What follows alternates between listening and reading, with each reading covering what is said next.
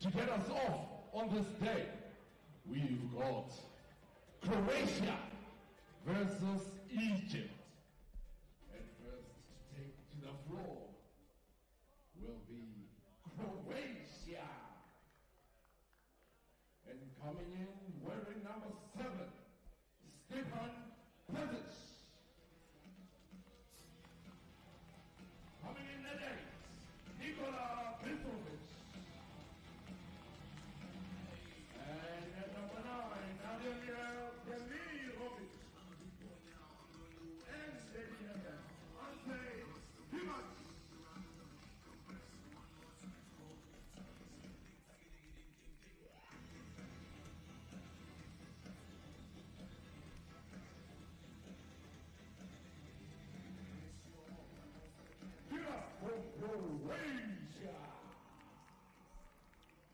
Good morning, everyone. Welcome to Sun City, South Africa. It's day 2 of the inaugural IWBF 3x3 World Championships as the group phase, the pool stage, concludes here this morning as Pool A and Pool B will reach its conclusion. Our first game this morning pits Croatia against Egypt in Pool A. Egypt currently 3-0 and Croatia 2-1 as the undefeated Egyptians here onto the floor. Tuba Nagdi, Mohamed Abdelaziz, Ashraf Anmar and Magdi Abbas. For Croatia, who were introduced just a second ago, Stepan Pesic, Nikola Bistrovic, Ademir Demirovic and Ante Stimac. There are the Egyptian team, so far undefeated here in South Africa. Give it up for Egypt! And now for the coin toss. We will have the coin toss to determine who will start this game. And just before the game starts, we have Pool A and Pool B to conclude here today. Egypt 3-0 in Pool A. United Arab Emirates 3-1. Croatia 2-1. Great Britain and Kenya, who will meet in our next game, currently 0-3. In Pool B, Poland, Australia, Slovenia, Malaysia and hosts South Africa comprising Pool B. And at this moment, South Africa are the only team to have played their full fixtures, but 0-4 they have finished. Poland 3-0, Australia 2-1, Slovenia also 2-1 and Malaysia 1-2. Spain top Pool C with a 3-0 record. It will be Canada finished second, Austria third, and Portugal 0-3, finishing in fourth. So let's get day 2 underway as Croatia start us off. And here is Ante Stimac. Demirovic just about collects. And Demirovic banks it home. And that's the first score of the game. We extend a warm welcome to everyone watching on the IWBF YouTube channel. Great to have you all on board wherever you are across the world. Let us know who you are supporting, any specific players you're cheering on. Or if you just want to have some general chit-chat about the great sport of wheelchair basketball, it's great to have you all on board nevertheless. As Kenya and Great Britain warming up on the practice courts behind us to wrap up Pool A. As Magdi Abbas will go to the charity stripe. Croatia up 1-0 early doors.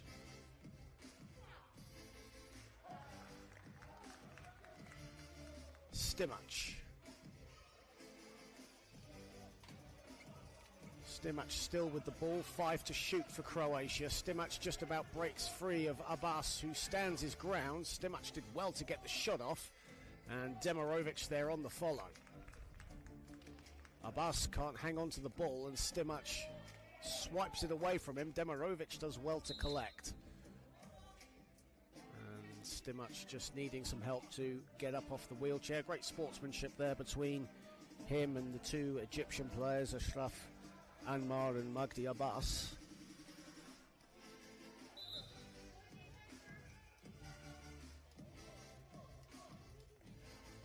Stimac at the foul line. And the drop is good, and it's kind this morning for Ante Stimac.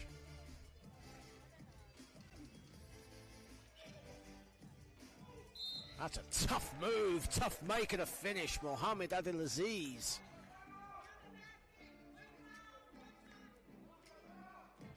High degree of difficulty, and put a lot of muscle with the hustle to get that to drop, and he'll get the bonus as well. 3-2 in favour of Croatia. Egypt, though, with a chance to tie. And Adelaziz runs rings around the rim and gets it to go. Stimac. Here is Demirovic. Demirovic off the glass. Demirovic, the key component in this Croatia team, the leading scorer in the Division B European Championships last year, a really skilled offensive marksman, the number 9, and he wants the ball, he gets the ball. And he can't make it rain that time. Abbas.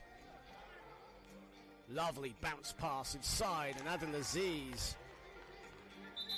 with the finish. Adelaziz started slowly for Egypt in the morning sessions on day one, but really came alive as the day progressed, and a really fascinating player to watch.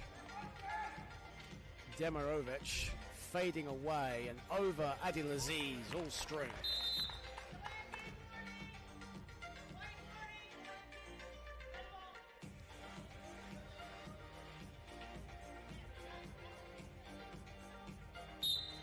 Five to 4 in favour of Croatia. And we have a timeout on the floor here.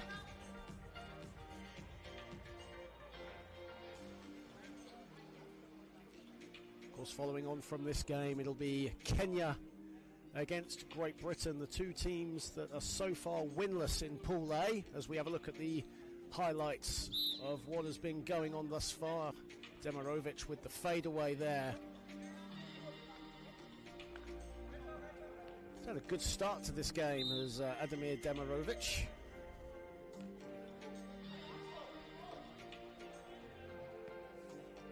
Plays his basketball back home for Verbus. Abbas twisting and turning and firing and hitting.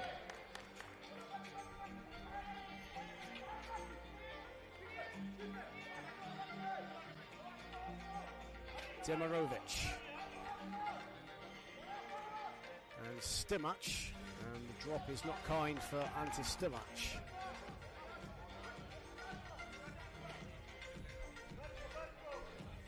Ramza. Here is Anmar, and it's rebounded and taken by Croatia. Stimac in no man's land with one to shoot. Demirovic has got to put it up. That's a shot clock violation. But the game continues.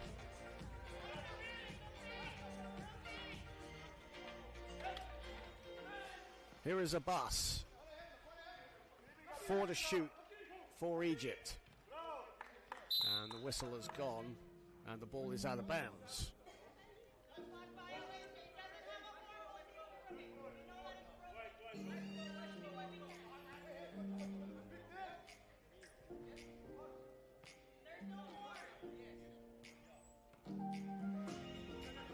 Here is Stimac. Stimac just straight away goes for it. That's off the back iron. Adelaziz. And Adelaziz off the back iron himself with his attempt. We're all tied up at 5, 6:41 to play in this one. Nice interception there from Magdi Abbas. Adelaziz again a tough make, but he can't get that to fall.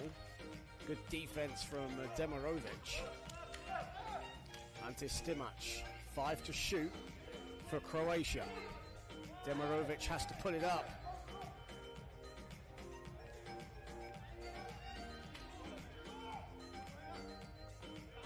is Abbas.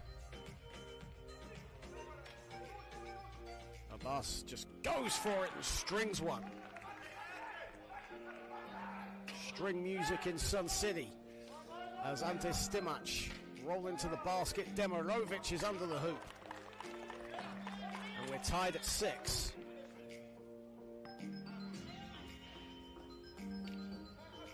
Abdelaziz, lovely pass inside. And the finish is pure from Anmar.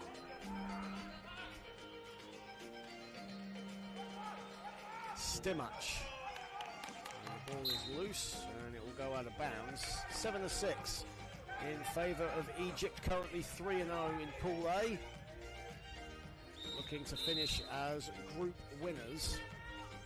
And we have a timeout here on the floor. It's day 2 of the inaugural IWBF 3x3 World Championships.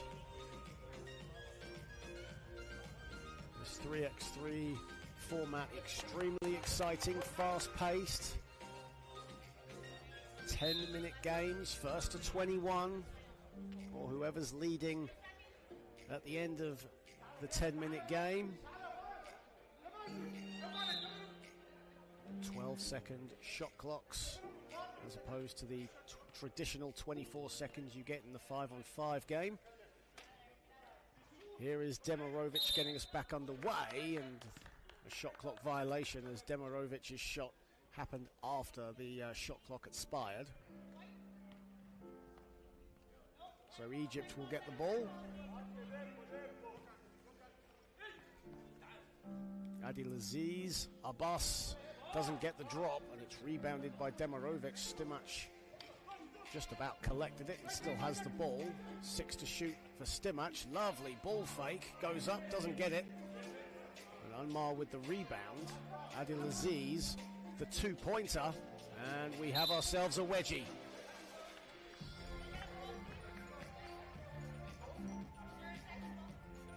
Look at that shot right there.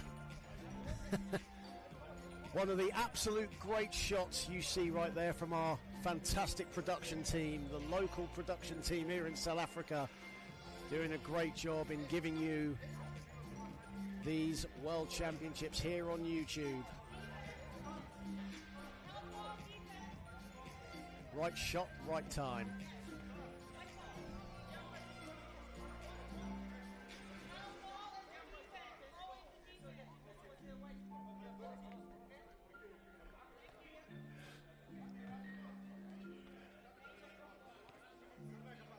So Croatia get us back underway. Here is Stimac. Stimac now a clear lane to the cup, and he'll get it to go.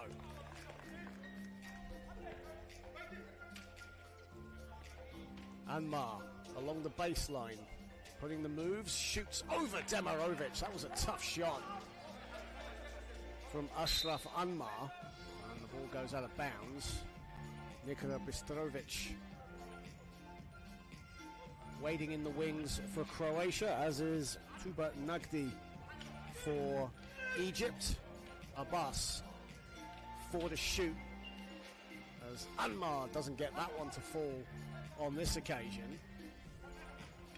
Growing in confidence from the mid-range is the Egypt number 9, Ashraf Anmar. 4 to shoot now for Croatia as Demirovic sets himself a little off balance, and a whistle has gone.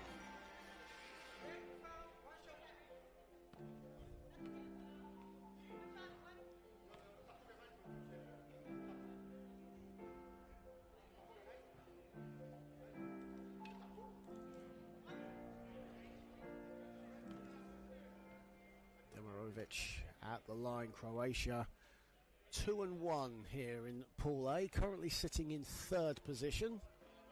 Of course, the round of 16 begins here today.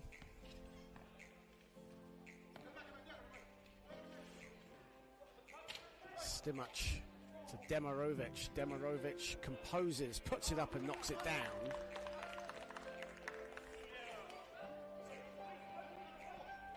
Abbas, lovely ball fake, and Abbas with the finish. That was pretty. Faked Croatia right out. Pesic. Demirovic high off the glass, but that one too strong. 3:36 to play. Abdelaziz this time, that one's too strong as well. Right now, both teams in a bit of a funk here. Tied at 9, 3:26 to play. Only 3 fouls in total in this contest as Stimac buries the midi. Abbas trying to put Demirovic in a spin cycle, but comes out. 3 to shoot. Abbas with the 2. And that misses everything. And that'll go out of bounds.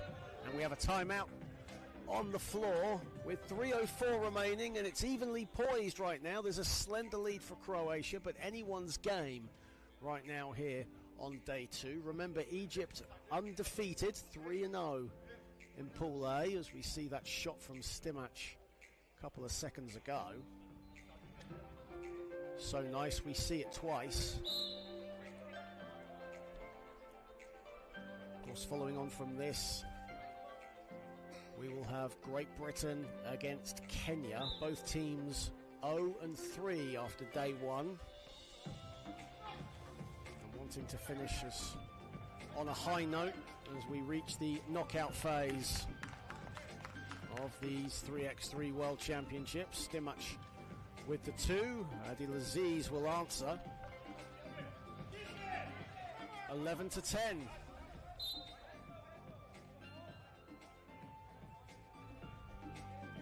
.244 to play, or 2:46, excuse me, to play.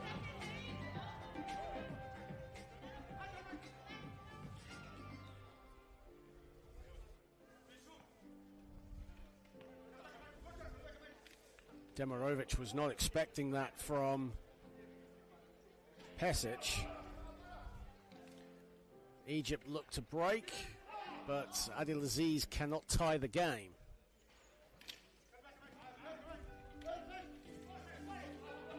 Stimac, Pesic can't get that to go as well, and the frustration on Stepan Pesic's face.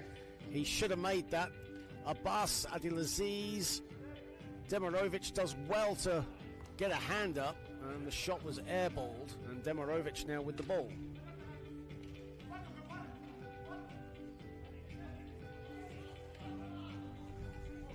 And the shot there way off as Egypt will get the ball back. We're in the final 2 minutes here of our penultimate Pool A game, our penultimate group phase game.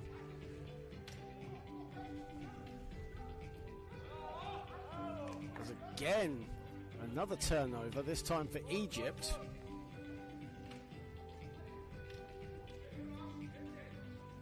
Demirovic fading away, misses the one-pointer as the ball goes out of bounds. And there was a shot clock violation anyway, so Egypt will get the ball and a chance to tie the game with 1:36 to play.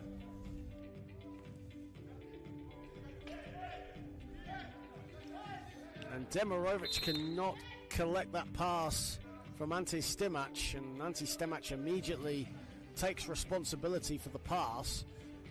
1:31 to play, and Egypt again with a chance to tie. Abdelaziz, Anmar, and Anmar fouled. In fact, it's a 3-second violation, my apologies.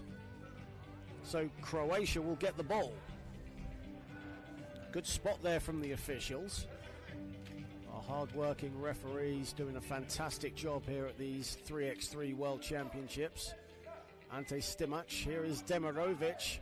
Off balance, doesn't get the drop on that. 1:10 remaining. Egypt with the ball, trailing by a point. Anmar. Abbas. Goes for glory. Can't get that to go. Abdelaziz on the follow, blocked by Stimac. Anmar collects and puts it in, and we are tied.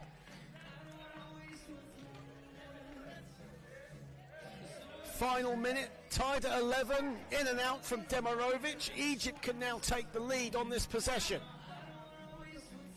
But that pass wanting, it goes right to Demirovic.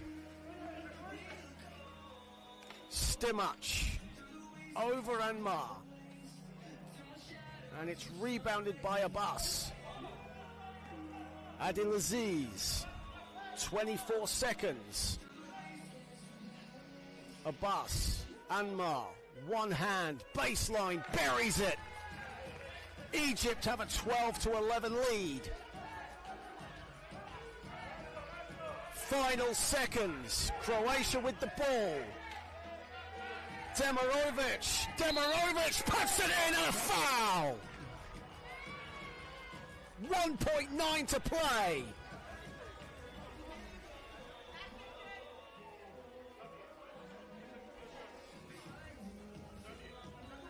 A big-time shot by a big-time player. Ademir Demirovic.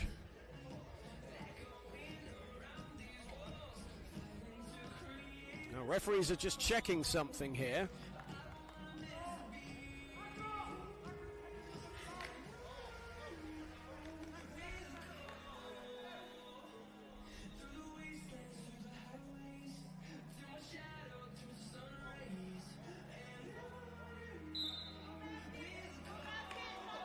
And no basket has been called. It's a shot clock violation.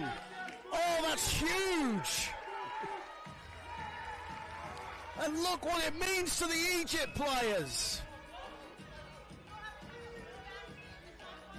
So after checking the monitor, the referees saw that Demirovic's shot was after the shot clock had expired. So it stays at 12-11, and it has an Egypt ball. And Egypt will just hold on. What a finish! Egypt have come away with a 12-11 win. What a start! And Egypt will end Pool A 4-0. And it's heartbreak for Croatia, who will finish Pool A with a 2-2 record. What a way to start day two.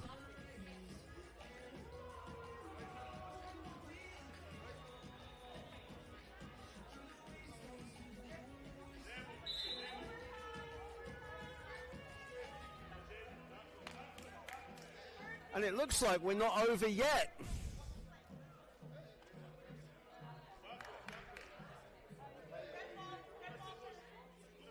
It looks like it's still red ball.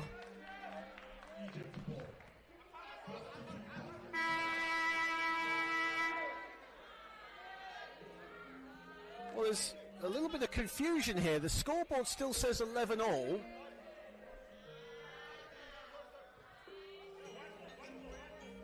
Well, apparently it seems like we've got overtime.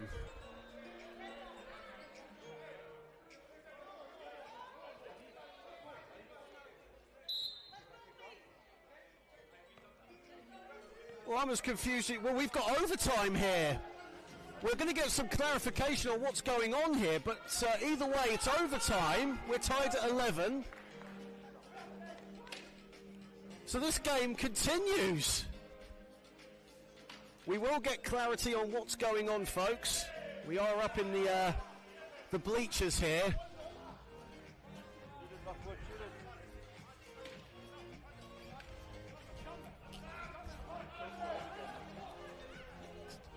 As Egypt get the score, it's 12-11.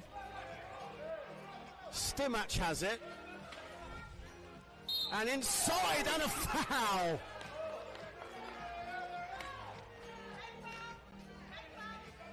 So we're now tied at 12.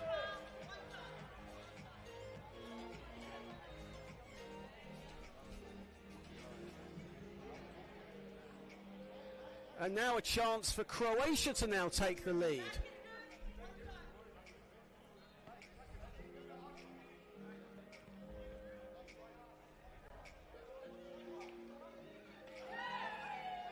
Stimac inside, and now a foul again.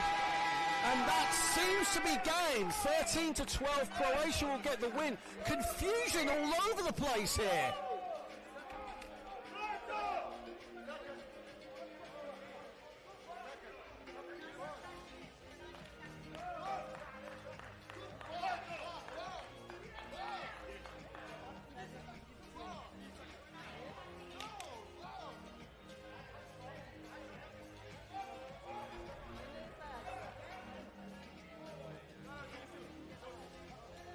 So the Egypt team want a challenge here. Referees have deemed this game to be over. Well, what an incredible start here to day two. But Croatia have defeated Egypt 13-12, it would seem. And we'll be back in just a moment.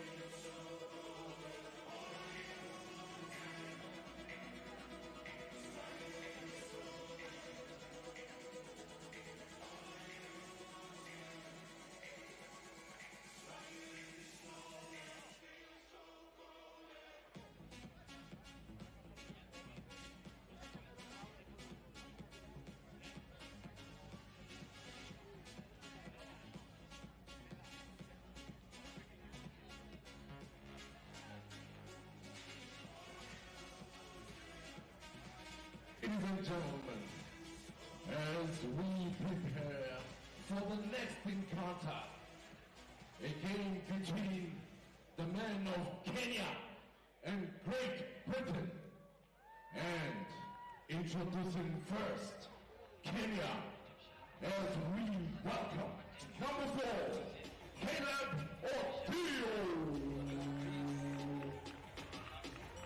Coming in at 5, Titan Tim Williams.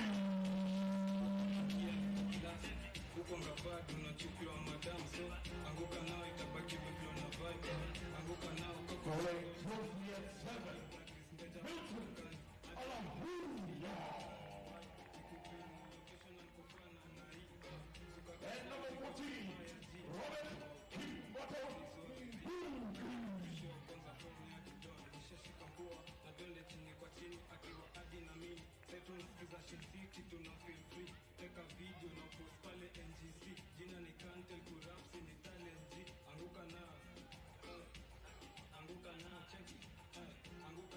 Give it up for Kenya. Closely following them, Great Britain. Hello everyone, we welcome you back to Sun City and our second Pool A game between Kenya and Great Britain. Great Britain coming onto the floor here in Sun City. Both teams 0-3 and looking for their first win here in South Africa. And as we continue to get answers as to what happened in the previous game, we will continue on as the show does go on.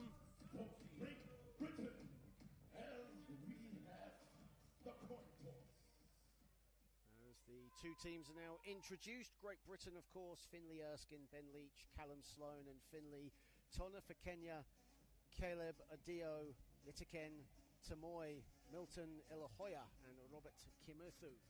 As mentioned, both teams 0-3 here in Pool A. This is the final game of the group. Of course, we've just seen Croatia defeat Egypt. Egypt suffering their first loss of these 3x3 World Championships.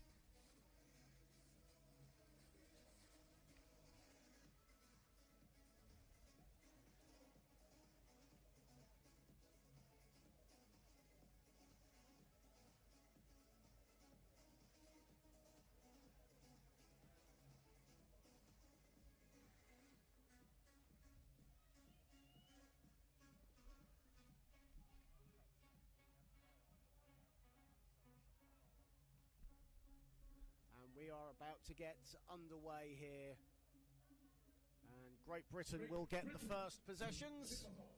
In 5, 4, 3, 3, So GB in blue, Kenya in white. Here is Erskine. Erskine gets his own rebound, doesn't get that. And again, GB getting a number of offensive boards. Can't get the ball to go through the hoop though. And the ball goes out of bounds.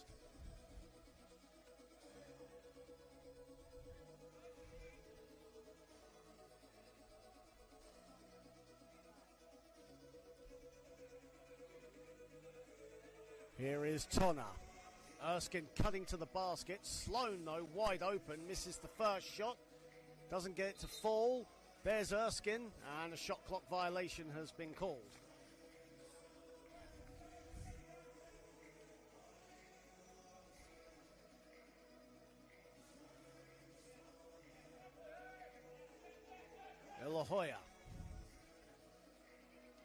Ilahoya dumps it off. Kimothu the finish. Beautiful basketball there from Kenya. And Kenya get the first score of the game. Finley Erskine responds immediately. Much to the delight of the travelling Great Britain fans here in Sun City. And the scoreline is now 2-1 in favour of Kenya.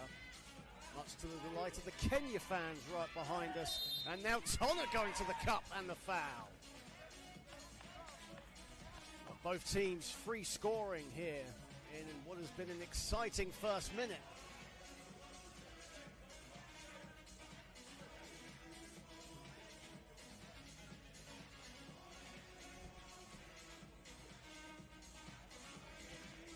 Great Britain and Kenya currently 0-3 in Pool A. Would love to head to the knockout phases with a win under their belts.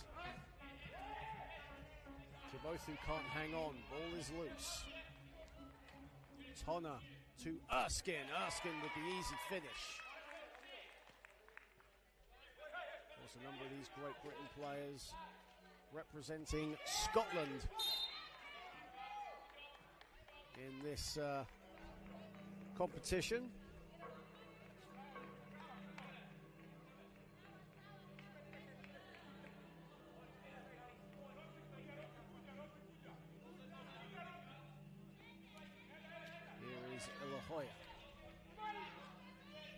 Ilahoya can't get the drop on the follow. Kimothu, he can't get it either.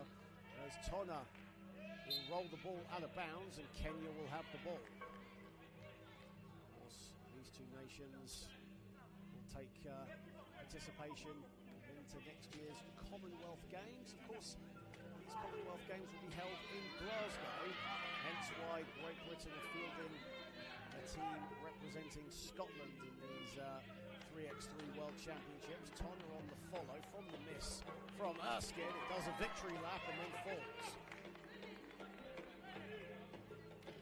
Kimothu running into a bit of trouble, and Tona says thank you very much. He hits the deck. Ball goes out of bounds.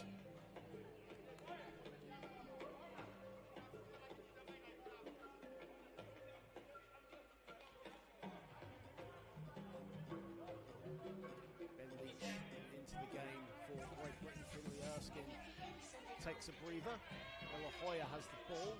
Ilahoya with Kimothu for company. And there'll be free throws for Milton Ilahoya.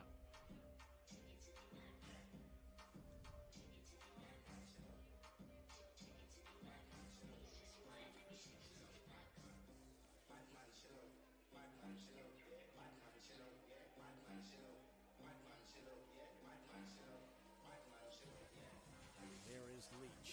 Leach to Tonner. And Great Britain right now romping to a 6-2 lead. This will bring a smile to the travelling Great Britain fans' face. That's either out of bounds or a foul. I think a foul was called, yep. And there'll be Great Britain's third foul of this contest. Remember, of course, once you get over 6 fouls, it's free throws for the opposing team. As the miss there from Adio, and that was rebounded by Sloan. Adio looked to get the steal. That was a risky pass from Leach, but it does find Tonner. Tonner short with the 6-footer. Kimothu. Pass to Adio. Great defense from Leach, though, and Adio can't get the shot. Tonner. Here is Leach. 3-second violation on Ben Leach.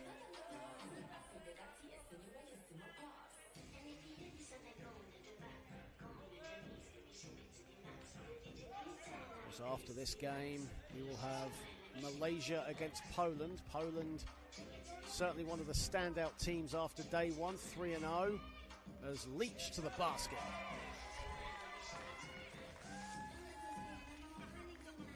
Our final game here in Pool A, and right now, Great Britain doing a great job as we have a timeout on the floor. 6:44 to play in our second game of the final day of pool games here at the 3x3 World Championships here in South Africa. The first global tournament for wheelchair basketball in this format. And it's been a roller coaster ride of thrills, great action, incredible highlights, and some very interesting talking points as well. But the most important thing is it's been incredibly competitive. All 4 IWBF zones have been well represented, from Europe, Africa, the Americas, and Asia, Oceania, as Leach with the bucket inside. And the shot no good from Itiken Tamoy.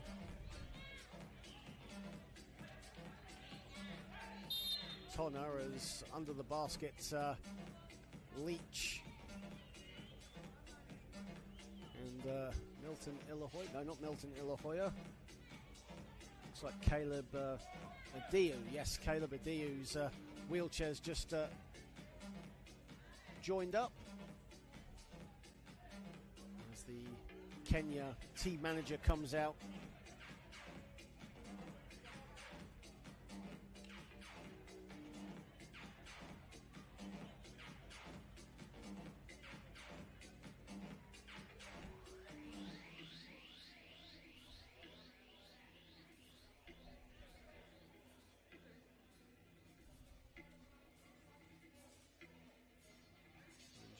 Quick break in play here as Ben Leach is released, and I think we'll just have a quick change or a quick alternation of the wheels for Caleb Adio. Right now, Great Britain, good value for their 8-2 lead here at the inaugural IWBF 3x3 World Championships. As said, the first global event for wheelchair basketball in this 3x3 format, celebrating wheelchair basketball's growth in the sport and looking to expand its global reach, and of course so many new countries taking part here in these World Championships, Kenya being one of them. Of course we have the Switzerland women, Croatia, Slovenia as well, as Tonner goes hard to the basket and gets it to go. He's on the deck. Kenya keep playing on, and now a whistle will go.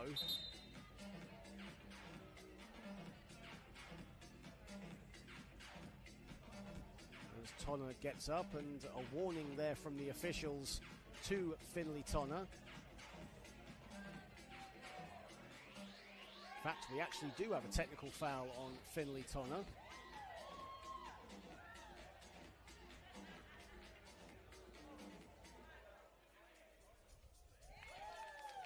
And Caleb Adio, a well-established para-sports coach back home in Kenya,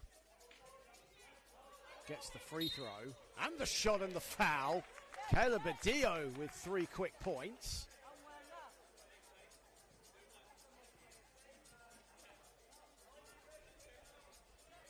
And Kenya now right back in this.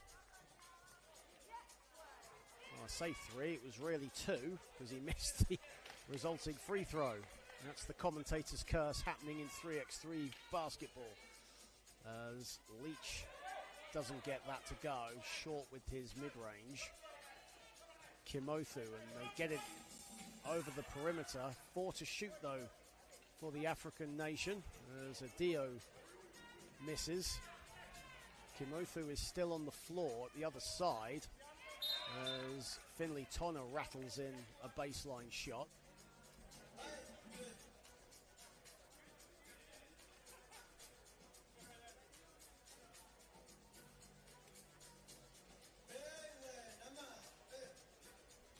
The Kenya team manager comes back up. He's been a busy lad this morning.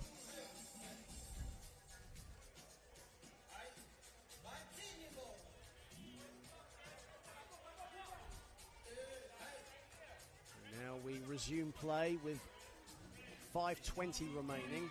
Great Britain up 10-4. It's first to 21, or whoever leads after 10 minutes. Here is Erskine back into the game, dumps it off. Tonna loses the ball and will roll it out of bounds, and the frustration from Finley Tonna, a tenacious competitor, certainly a player that wears his heart on his sleeve. Adio from the foul line, and Tonna with the rebound. Erskine did well to collect. Doesn't get it at the first attempt, and doesn't get it at the second attempt either. Normally so deadly from that range, a really skillful player under the basket, Finley Erskine.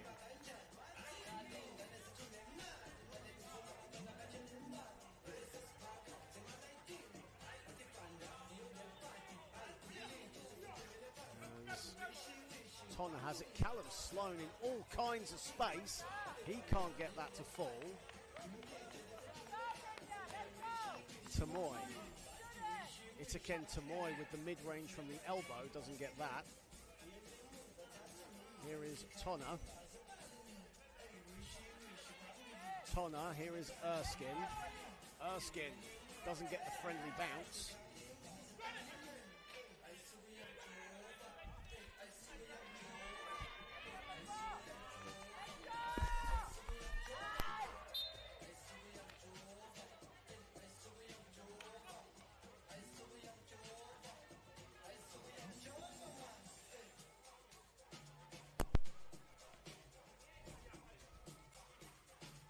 Here is Tonna.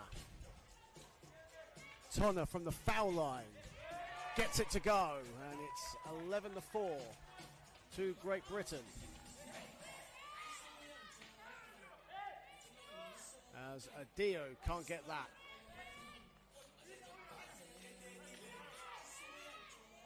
As Great Britain again going to the basket, and the whistle has gone. That will count.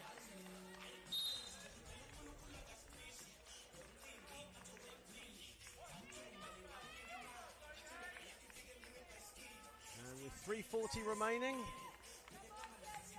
and Great Britain lead 12-4 here.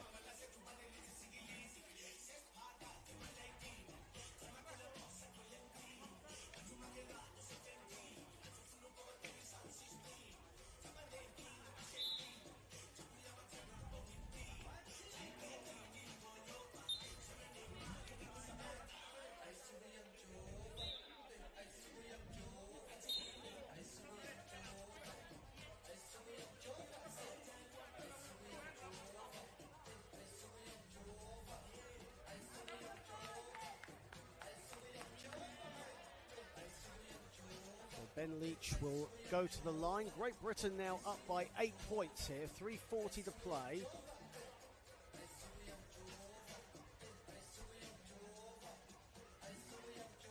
And Leach makes the resulting free throw. So Great Britain now extend their lead to 9. Here is Kimothu. Kimothu doesn't get that. Ball is loose. And Leach picks up the loose pieces. Tonner has it. 7 to shoot for Great Britain. Tonner nearly out of bounds, but finds Leach along the baseline, and he rattles it in. And now Great Britain have a double-digit lead with 3:15 to play. As Ilahoya misses from mid-range.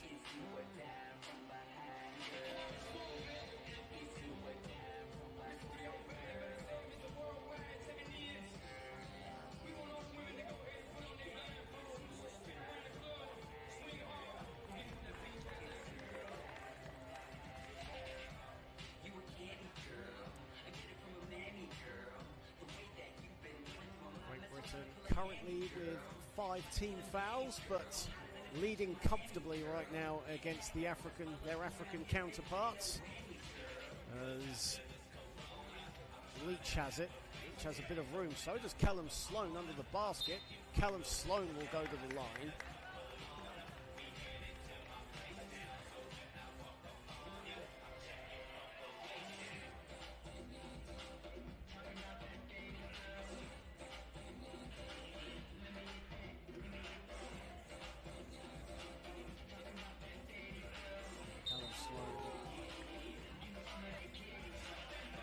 Judged to have gone over the line when he shot that, so Kenya will get the ball. 3:01 to play here in our second game and our final game of Pool A.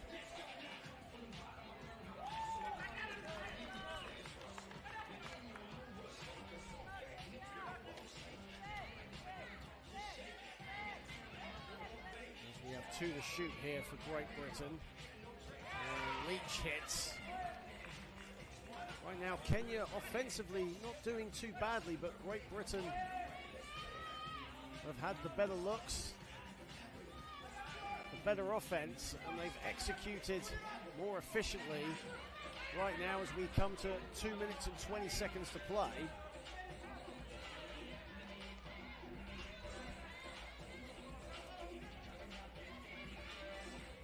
From the elbow in and out from Itiken Tamoy. Ben Leach did so well to get that. He was facing behind the ball, and as a result he'll go to the line for 1. But what a catch from Ben Leach, contorting his body to get that ball. 2:02 remaining as Pool A draws to its conclusion with just Pool B to play. And coming up next will be Poland taking on Malaysia. Poland, as said, one of the standouts yesterday on day 1, 3-0. Off balance is Tonner, and a whistle has gone.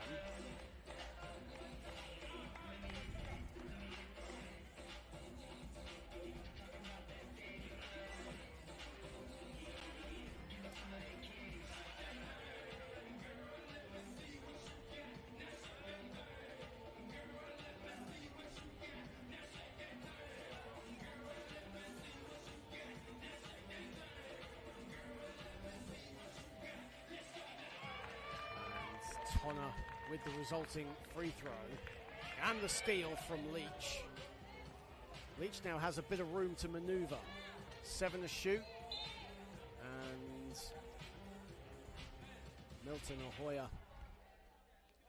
Ilahoya on the floor, gets himself back up, just needs a little help from his teammates. 1:31 to play. Great Britain on course here for their first win. 2-pointer from Leach is short, and the ball will go out of bounds.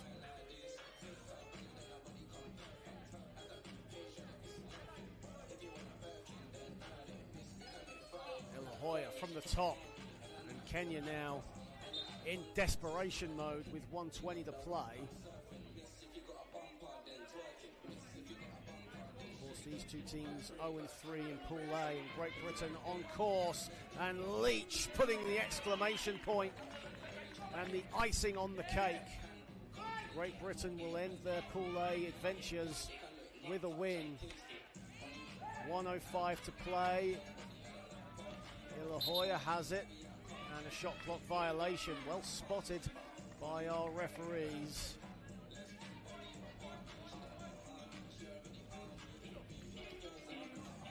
Leach. Callum Sloan wide open, puts it in, and that's the biggest cheer of the day from the Great Britain fans. Callum Sloan, a really skilled player, getting his first score of the game. And with 40 seconds to play, Great Britain, who are 3 points off the magic 21,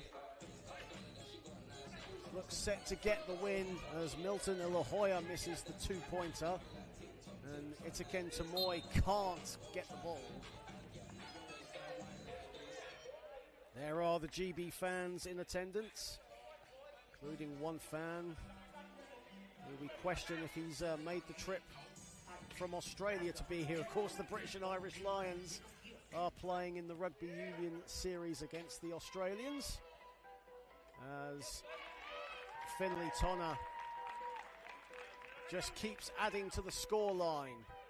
19-5, and a pass there now, a two-pointer will win it. Tonner wants it, but it grazes the rim. Either way you look at it, GB are going to win. That shot won't count anyway. But Great Britain have ended their Pool A odyssey on a high. They have defeated Kenya rather convincingly, it must be said, 19-5, a deserved victory for Great Britain. Kenya battled hard at the start, but just couldn't get the shots to fall late on.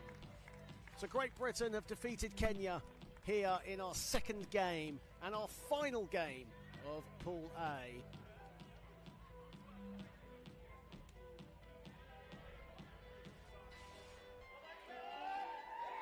So the Pool A table is complete. Great Britain will finish in fourth. Kenya will be dropped to fifth. And it's now the turn of Pool B coming up as Malaysia and Poland will go head to head.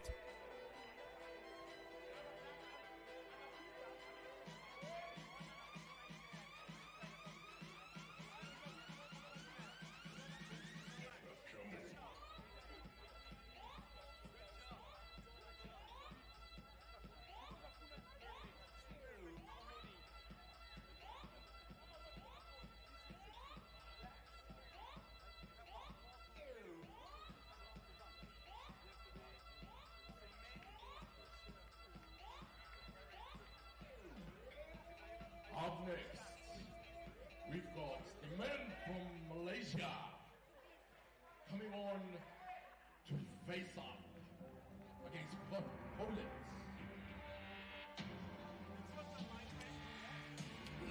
First on the floor, Malaysia. Coming in at number 7, Rosali Kante.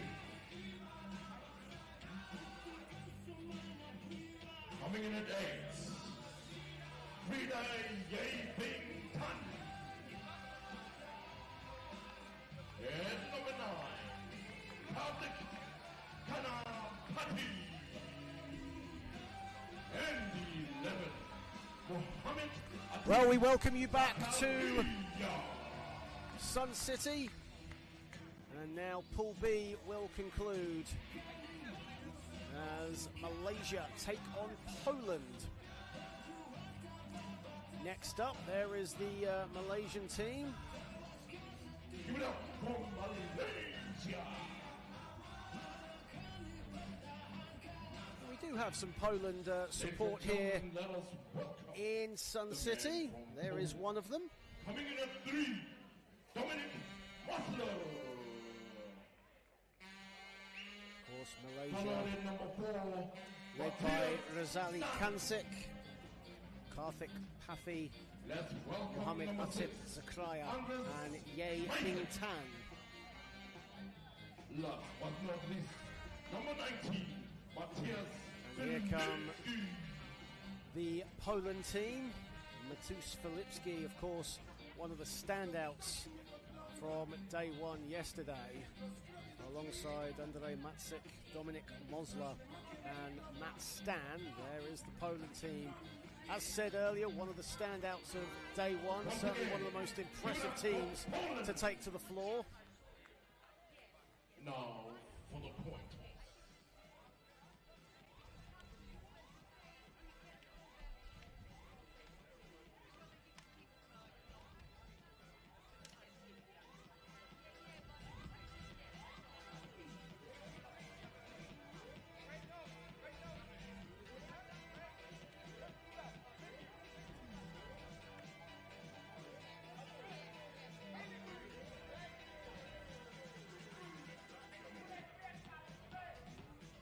So we will get started in just a moment.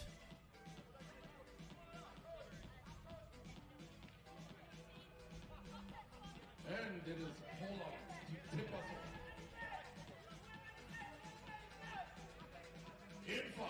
And we will get underway. Poland will have the first possession of this game. Dominik Mosler will start us off. Here is Maciek. Maciek doesn't get that to roll in. Good defense from Ye Bing Tan. Here is Zakraya. Zakraya off balance. Great pass inside. What a great bit of basketball from Malaysia to get us started. That was a pretty move. Patient build-up play, and they get the steal as well. Zakraya. Malaysia already feeling it, but Zakraya misses the long one. Malaysia 1 and 2 at the moment, as Maciek ties it up for Poland, who are 3-0 in Pool B. Matt Stan with a very easy steal there, and he'll get the ball back. Matt Stan now has a bit of room, and the whistle is gone, and Malaysia will get the ball.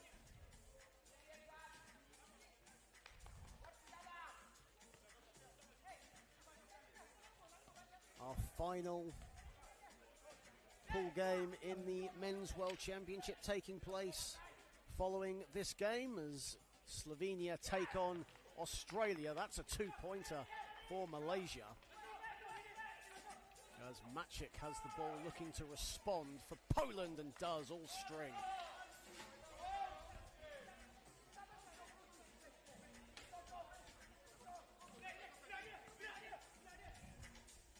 Malaysia have the ball with Zakraya. Zakraya, and a shot clock violation has been called. Good spot from Joe Warner, our official from Great Britain.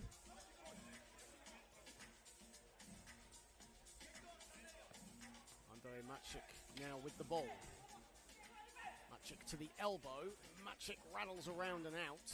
And Malaysia with Zakraya gets the rebound. Here is Papi. 5 to shoot, and it's no man's land for Malaysia. Maciek with the ball, and they're queuing up, and an unsportsmanlike foul has been called. Matt Stan and Dominik Mosler were just queuing up to get the ball, and Poland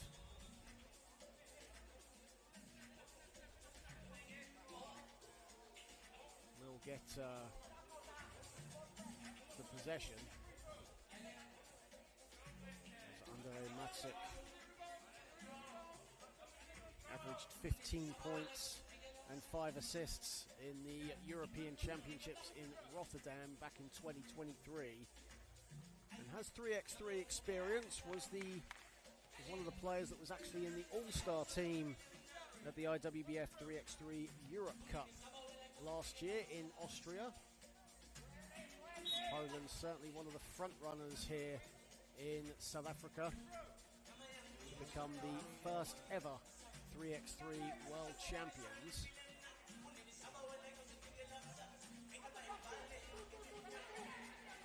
And right now Poland have a lead 4-3 as we come up to 2 minutes played. Zakraya, that's a one-pointer. Mosler sees a gap, looks to exploit it. Good defense from Zakraya, and he gets the rebound as well. Mohamed Atrip Zakraya, really underrated defender, especially under the basket, the Malaysia number 11.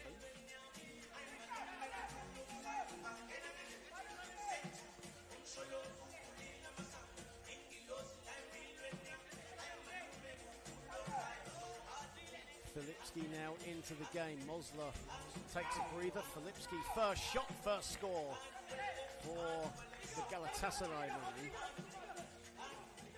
Averaged 27 points in the season just gone Champions Cup. Puffy inside, good defense from behind from Filipski. Might have even got a little touch to it. Stan, Maciek in acres of space, so is Filipski under the hoop. Filipski can't get it to fall. Kancic now fires a two. That's short. And Stan with the rebound. Maciek a bit off balance. Right now both teams in a little bit of a cold spell here. And a two-pointer rims out from Kancic. Here is Filipski. He's currently 1 of 2 from the field. Zakraya bats it out of bounds, and we have a timeout here on the floor. 5-4 in favour of Poland in what has been a very entertaining morning session, it has to be said.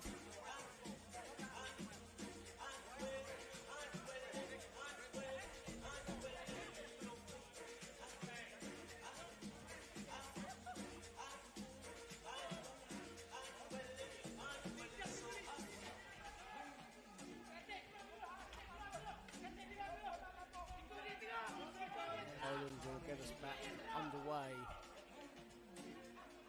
And Filipski was just going for a long two. He thought, why not? I was feeling it yesterday. I've got one today. Why not try it again? As Kancic goes off the window. And now we're tied at 5. Filipski in all kinds of space. That's danger for anyone. But he misses the shot, but just breezes in to get his own rebound and scores. Fifi with his second score. 4 to shoot. Shot clock is winding down. That will be a shot clock violation. Well spotted by the officials. Of course, 12-second shot clock here in 3x3. As opposed to the traditional 24 seconds in 5-on-5.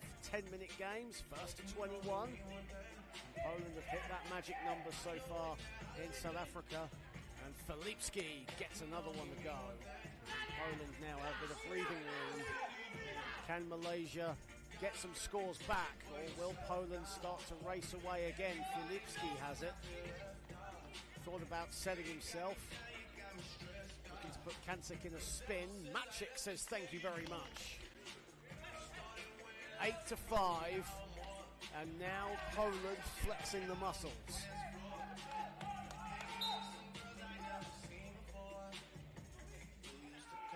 Airball from Malaysia as Ye Bing Tang will come back in. And Razali Kancic heads for a breather and a quick sip of water. Here is Filipski. Filipski given some room and he puts it in. You don't want to give Matus Filipski that kind of room. Zakraya for 2. That's short. And Stan races for the rebound. Filipski's feeling it. So is Maciek, and a foul.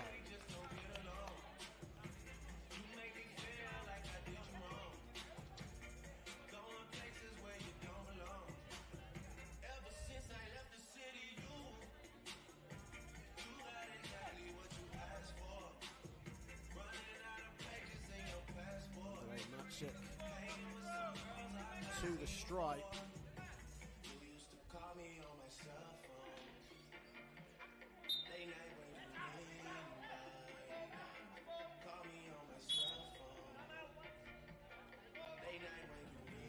have a timeout on the floor here.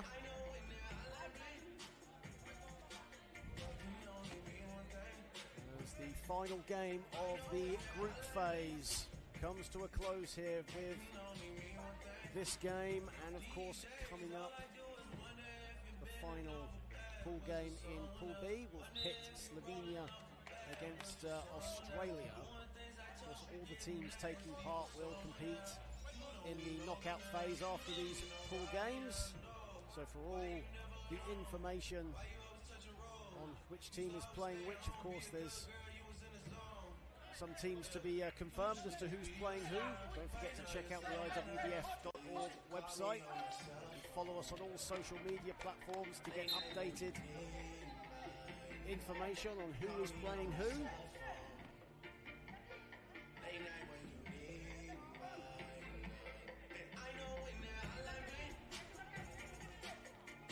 Filipski, 7 to shoot. Filipski. Right now, he is just on fire. Tus Filipski just cannot miss from the mid-range. Zakraya a little bit off balance over Stan, and a shot clock violation. That shot happened after the shot clock had expired. So Poland will get the ball. 12-5 to the good. 4:37 to play. Poland yet to commit a team foul in this contest. Filipski again just given freedom of the land, but Malaysia with a bit of a let-off there as he missed that.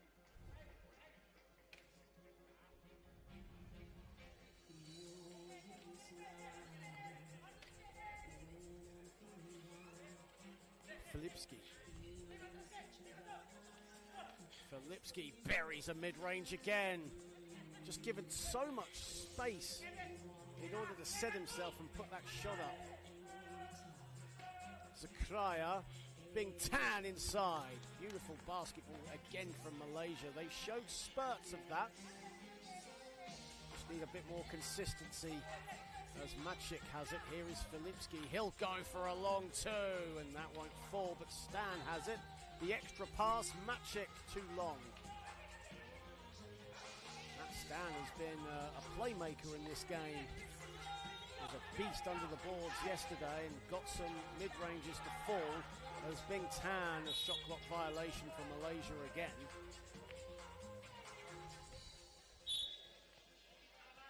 And we have a timeout on the floor. 3:38 to play in this one.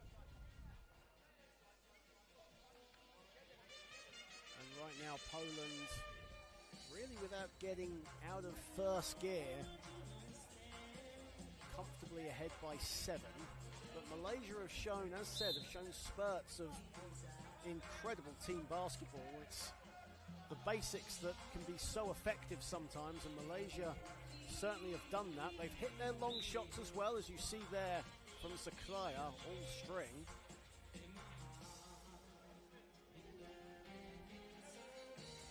Malaysia like to do their damage under the hoop, but they can shoot the ball from outside. Mosler has it. Mosler gets it to go.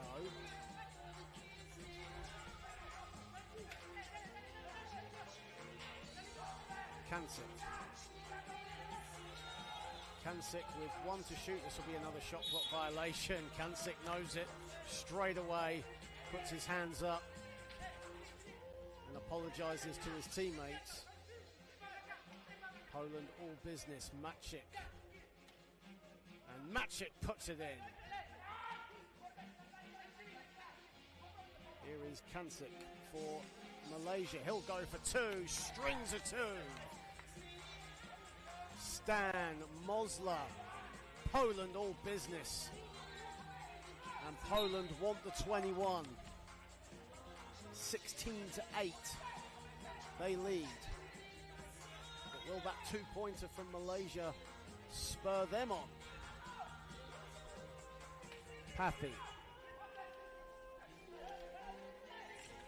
Zakraya. Kancic with 3 to shoot. He's in rhythm for 2, but this one was blocked. I think it was a mixture of either Stan or Mosler. And the ball goes out of bounds. Poland will get it as the shot clock violation is called.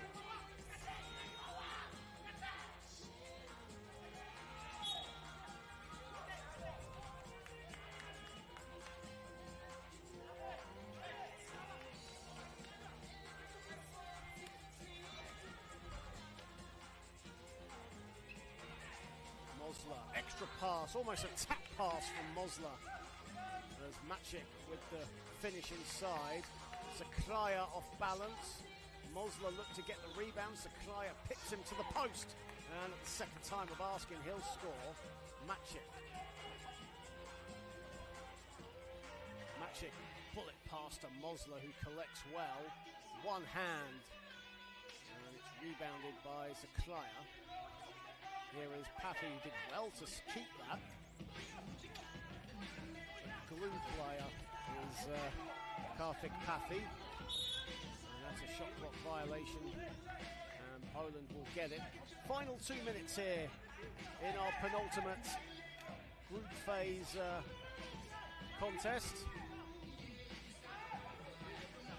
Because Paffy and Maciek just having a little man-to-man there before the ball gets put in. Maciek now with the shot, and he'll get it to fall. Here is Paffy.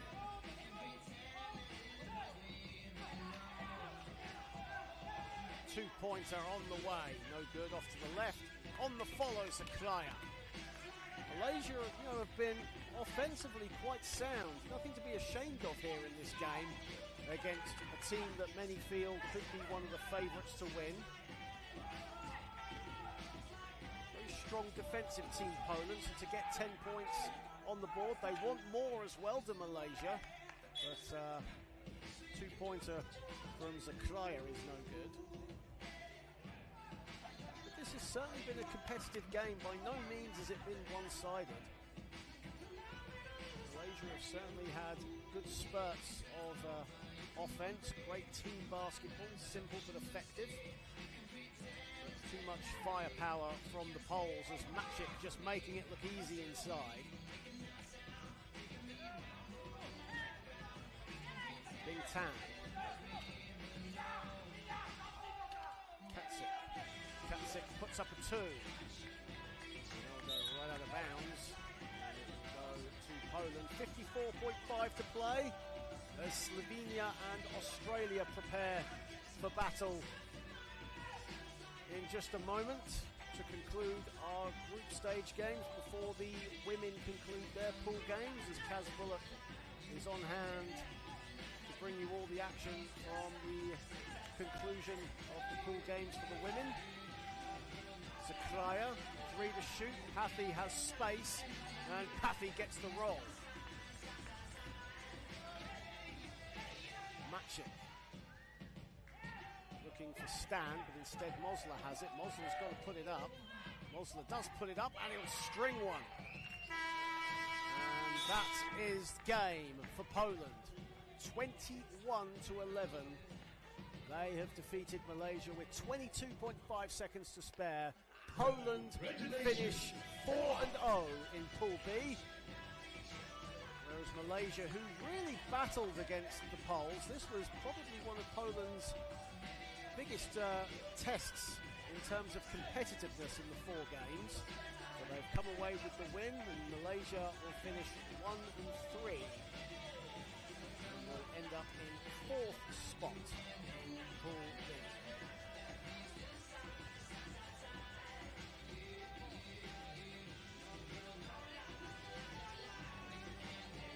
So up next, it'll be our final game of the pool round. It'll be Slovenia taking on Australia. We'll be back in just a moment.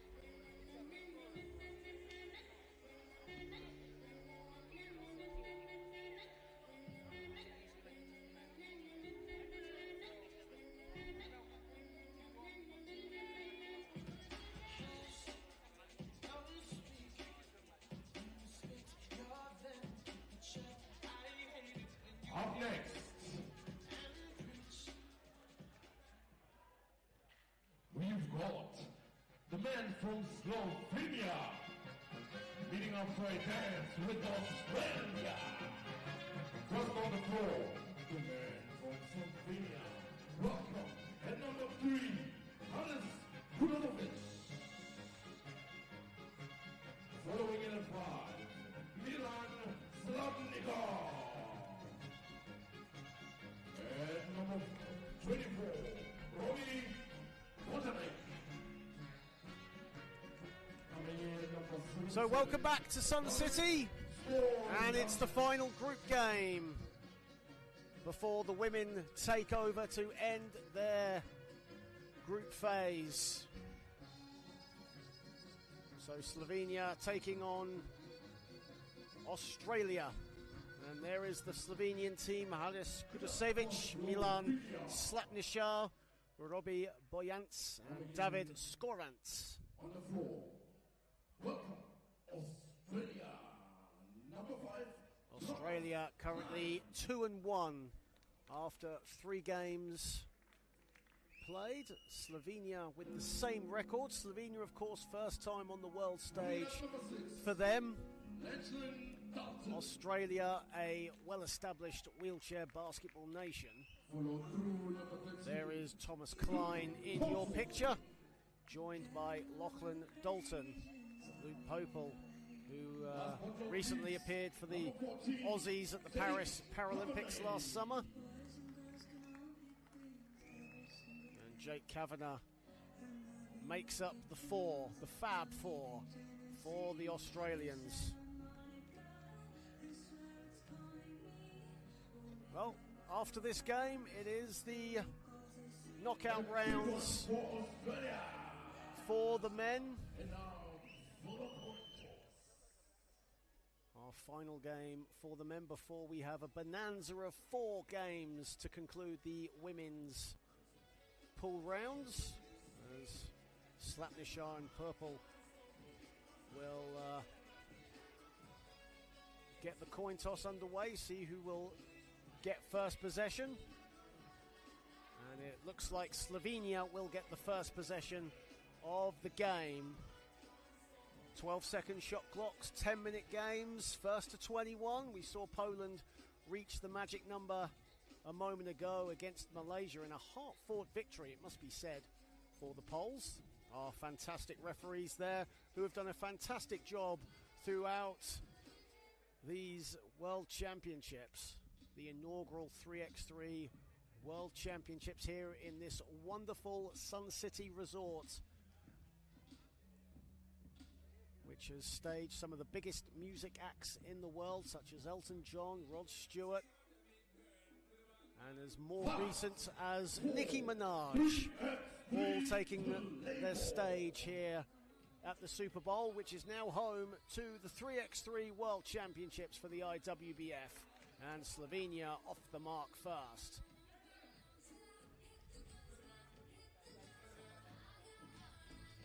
Robbie Bojance with the first score. Luke Popel with the easy scoop layup. Kudusevic, and that smacks Klein on the head. Even Klein had a little smile there. Popel goes glass, gets it to go. Right now, Luke Popel meaning business as Australia lead 2-1 early doors. Slapnišar, the crafty veteran, goes for a high shot. Kudusevic with the offensive board, and the lefty with the shot was off to the right, and a foul is called, and I think Haris Kudusevic will head to the line for the one shot. Slovenia in their first World Championship as a wheelchair basketball nation, and have certainly been extremely competitive and have not taken any game lying down. They're here to compete, and they have shown no fear against their opponents as Lachlan Dalton to the basket gets the layup. For Slovenia, regulars in the Division B category of the European zone. Australia, one of the top nations in the Asia and Oceania competition, narrowly missing out on bronze at the Under-23 World Championships recently in Brazil, but a perennial squad in the wheelchair basketball sphere as the ball goes out of bounds.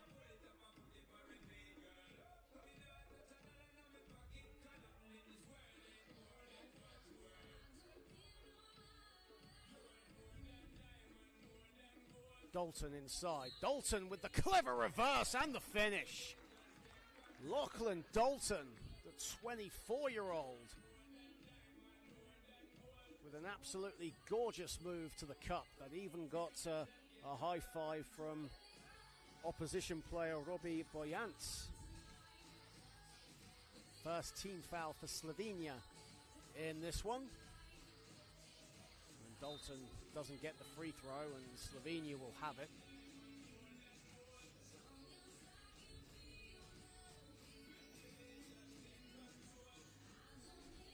Skoranch. Slapnishar doesn't get the drop, along with his baseline shot. Purple has some room. He'll go to the basket. Slapnishar just wasn't looking at where the ball was and just went to the man and left Luke Purple almost with a free lane to the basket. Luke Purple, who started playing wheelchair basketball at 13 years of age, a veteran of the national side. Certainly one of the vocal leaders of this Aussie side.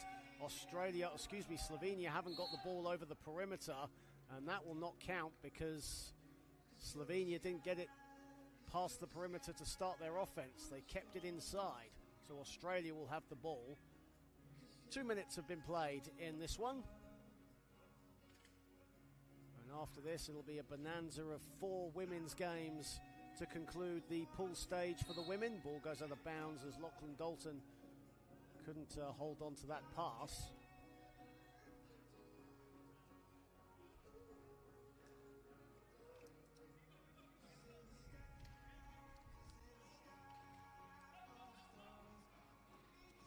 As the shot goes out of bounds. Switzerland and South Africa's first team will start things off for the women at the conclusion of this game. That'll then be followed by an enticing game between Great Britain and Australia. Of course, like we were mentioning yesterday with the rivalry between the Aussies and South Africa, there's no love lost between Great Britain and Australia, let me tell you that. As Slapnishar, a 3-second violation has been called.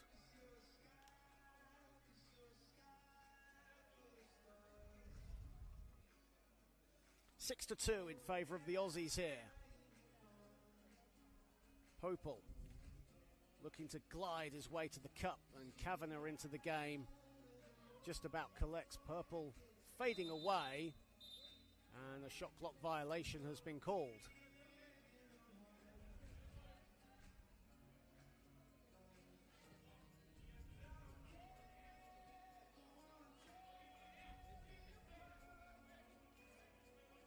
Skoranch, that's flat and short.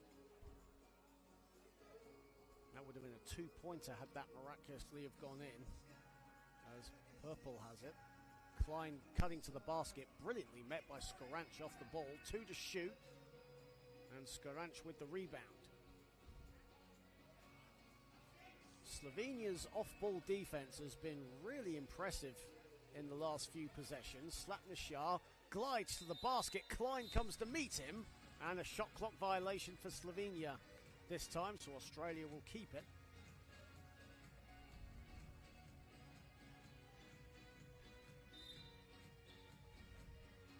And we have a timeout on the floor. 6:37 to play, and Australia lead to 6 to 2 in the inaugural IWBF 3x3 World Championships. A big thank you to the event organisers, WBSA, Wheelchair Basketball South Africa, who have done a fantastic job at organising this first ever event for the 3x3 game. As we look at some of the highlights of what has been going on, that was a pretty move, probably the play of the day so far from Lachlan Dalton.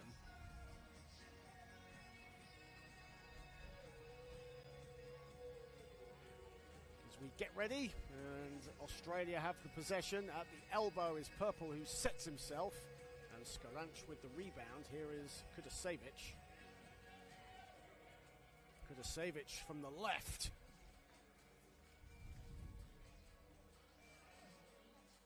Boris Kudasevich, a deadly mid-range shooter, loves to shoot from long range as well. Hasn't had a chance to show off that skills, but we just saw a brief glimpse of it there. Skoranch now attacking as Goyance misses the shot inside.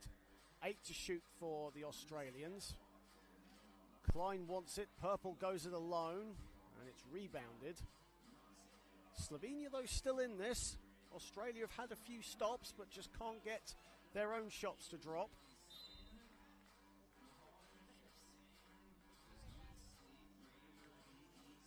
As Lachlan Dalton comes back in, Jake Kavanagh, his cameo comes to a close for now, but no doubt he'll return momentarily. Here is Dalton. Marked by Kudasevich. What a pass from Dalton, and the finish is lacking from Purple. What a pass, though, from Lachlan Dalton. It was screaming a score, though, as Kudasevich looks to take advantage. That's off the back iron.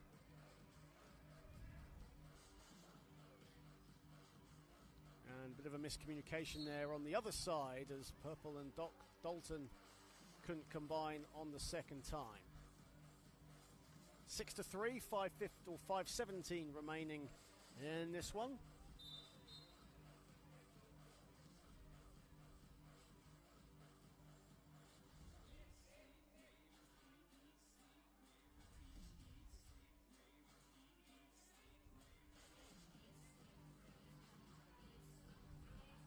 Kudasevich, and that's batted out of bounds by Lachlan Dalton.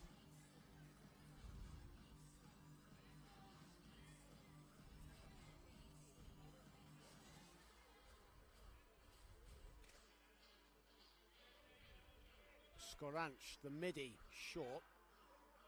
Kudasevich gets the long offensive rebound. He wants the shot. Instead dumps it off to Skoranch, who just about collects, goes off the glass. 6 to 4.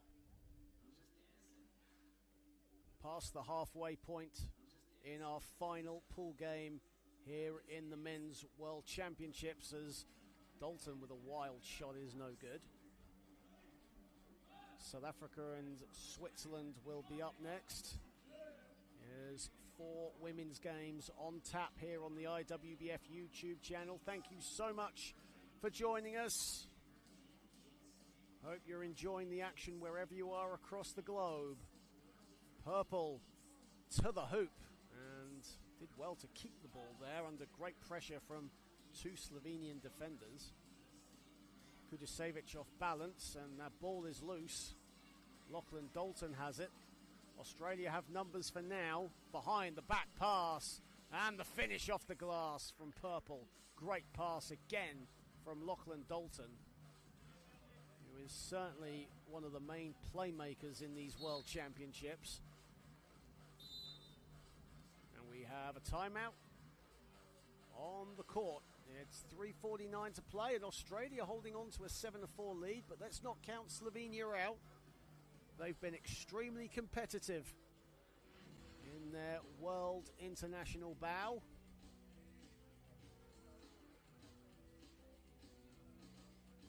Of course, earlier we were thanking the WBSA. Another big thank you to our global partners, RGK, who have members of staff who have travelled from their office base in the United Kingdom to be here and provide a one-stop repair shop for all the incredible athletes here in this stunning resort of Sun City.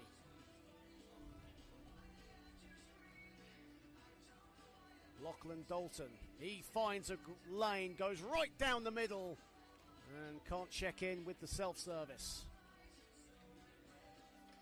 Skoranch off balance, Slapnishar back in after an extended period out, and in and out with his mid-range. Dalton has room, instead passes it. Klein says thank you very much.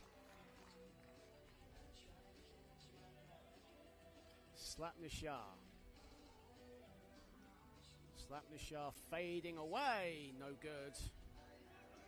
Boyance passes it right to Klein.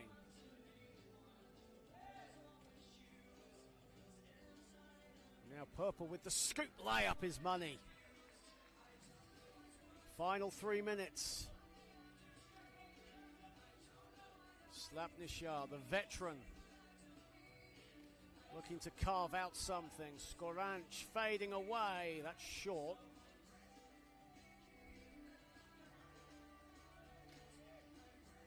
Purple, Dalton, and again the link-up play between Purple and Dalton has been absolutely sublime. Slapnishar going along the baseline, stops, goes for a long one and puts it in.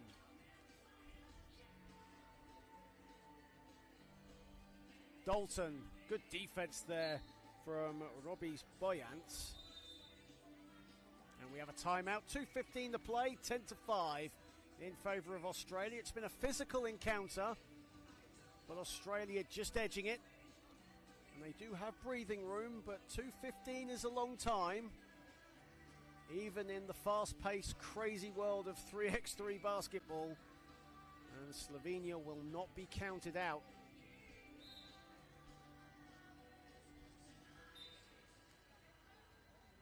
Of course, following on from this, the reins will be taken over by Caroline Kazbullock as Switzerland take on South Africa's first team. Of course, South Africa in the women's draw have 2 teams entered in these World Championships.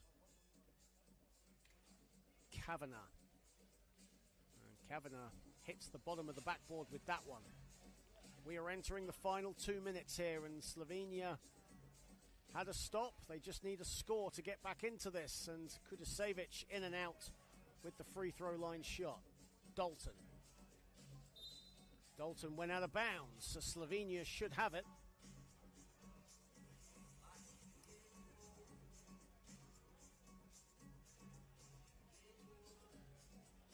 Both Slovenia and Australia 2-1 in Pool B. Slapnishar. Kudusevic over Dalton. Short. Good hands from Lachlan Dalton. Klein now. Klein, Kavanagh. Great defense from Boyance. Ball is loose. And Jake Kavanagh on the deck gets himself back up.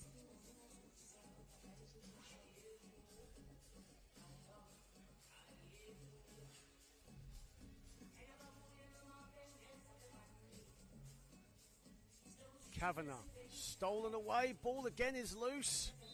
Kavanagh has it. Shot clock violation. Slovenia ball. Again, another stop for Slovenia, but they just need to convert their stops into points on the offensive side. Slapnishar, who is more than capable of doing that, as is this man. He'll go for 2, and we have ourselves a wedgie. Third wedgie, if I am counting correctly, in these World Championships, and you can count the volunteer there who freed the ball with his first score of the World Championships. But unfortunately for him, his point doesn't count. Here is Dalton at the elbow. Dalton with 8 to shoot, and it's rebounded by Kudusevic. Again, a third straight stop for Slovenia. They've missed their last 4 attempts, and now they turn it over. And with under a minute to play, Australia have the time on their side. Slovenia, time is not their friend. Dalton explodes to the basket, and that could be the dagger basket for Australia. And a steal. Dalton gets his hands in the way. The bullet pass is deflected out of bounds by Boyance.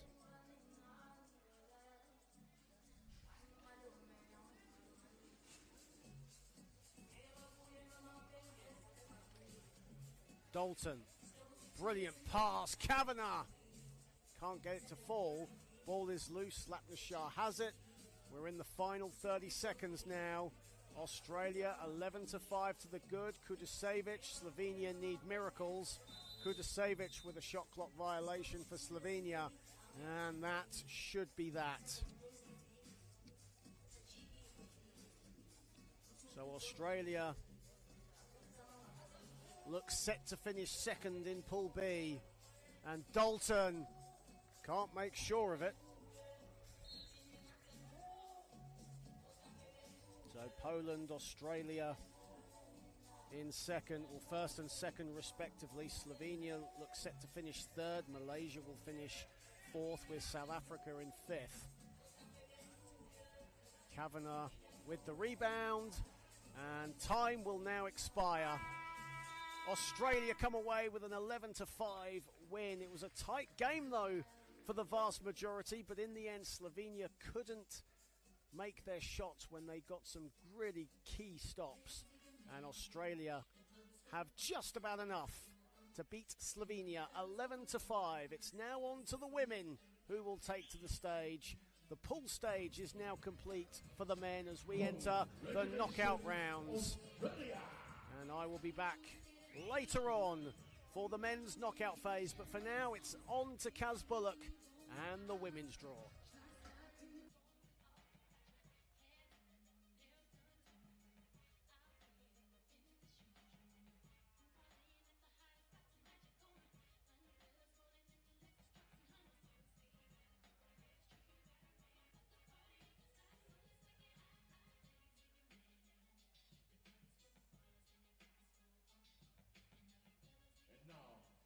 Ladies and gentlemen, as we allow the ladies to finish off our classification rounds, and onto the floor, Switzerland versus South Africa.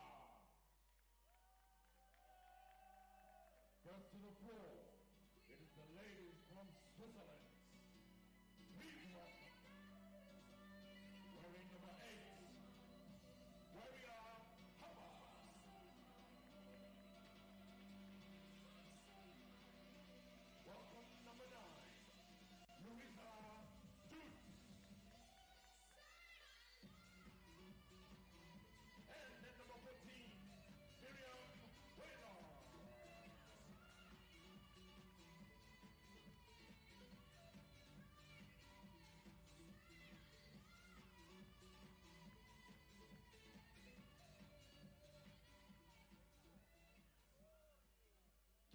For Switzerland, as we welcome onto the floor the home team, South Africa, and number 9, Mikhail Mohadei, and number 11, Lorly Abiwe. Welcome at number 14,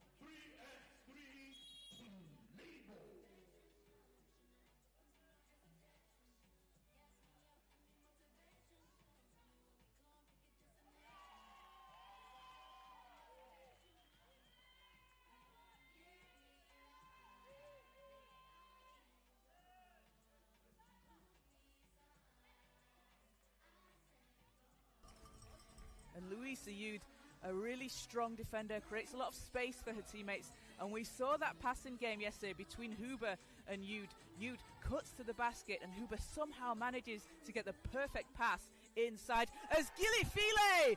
Back-to-back baskets for Gilly-File. And it's a 2-1 lead for South Africa. Huber drive in, gets the whistle. So Vira Huber goes to the foul line for a shot. In 3x3, we have one free throw when the shooter is fouled on the shot. On the 7th foul, it is 2 free throws regardless of the foul. As I was saying before, that connection there out on court on the Swiss team between Huber and Yude has been fantastic to see. Huber threading the needle on the passes she makes to the basket, just between the chairs, somehow finds her teammate. It's absolutely incredible to watch out there as the free throw short, but Waller grabs the rebound, can't get it to go.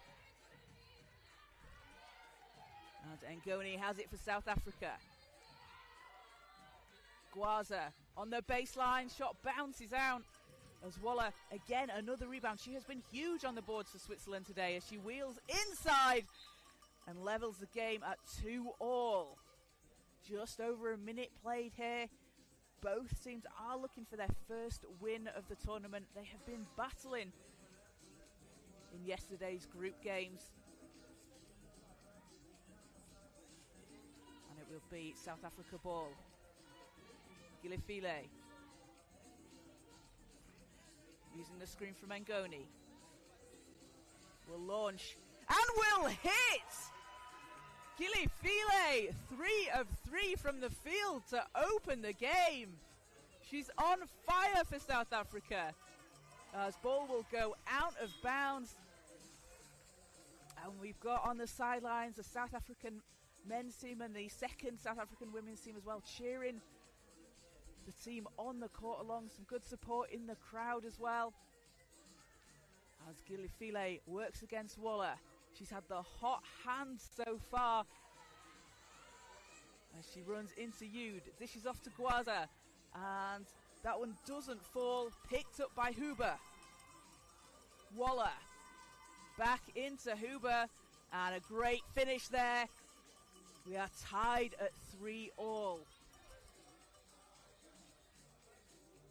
Gilly-File.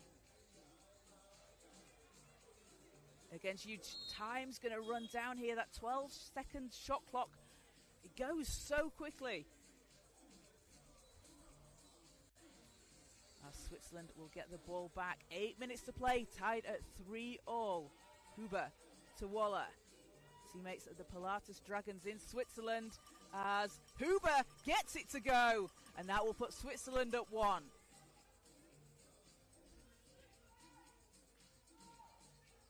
Gilly-File back to Gwaza. Gwaza from the elbow. Spins out. And can't chase the ball down. But South Africa getting some really good looks here. Gilly-File with all 3 points for South Africa so far. And Switzerland, a team making their debut on a world stage. They have certainly been putting on a show as Huber goes to the basket. And Mokenedi picks it up for South Africa. Ball has to be cleared from outside the line. As Waller will for Switzerland. Waller using the screen from Yude. And doesn't get the roll. Picked up by Mokenedi. And Michelle Mokenedi, she was captain for South Africa at the Commonwealth Games in Birmingham in 2022. And South Africa played in the 3x3 tournament, finishing 5th in the competition. She's a real leader out there on court, and she said that her greatest achievement has been captaining the team at the Commonwealth Games, representing her country, and she really wants to help put South Africa on the map and show the world what they can do on the basketball court. Huber, ball's knocked away. Good defense there from Mokenedi.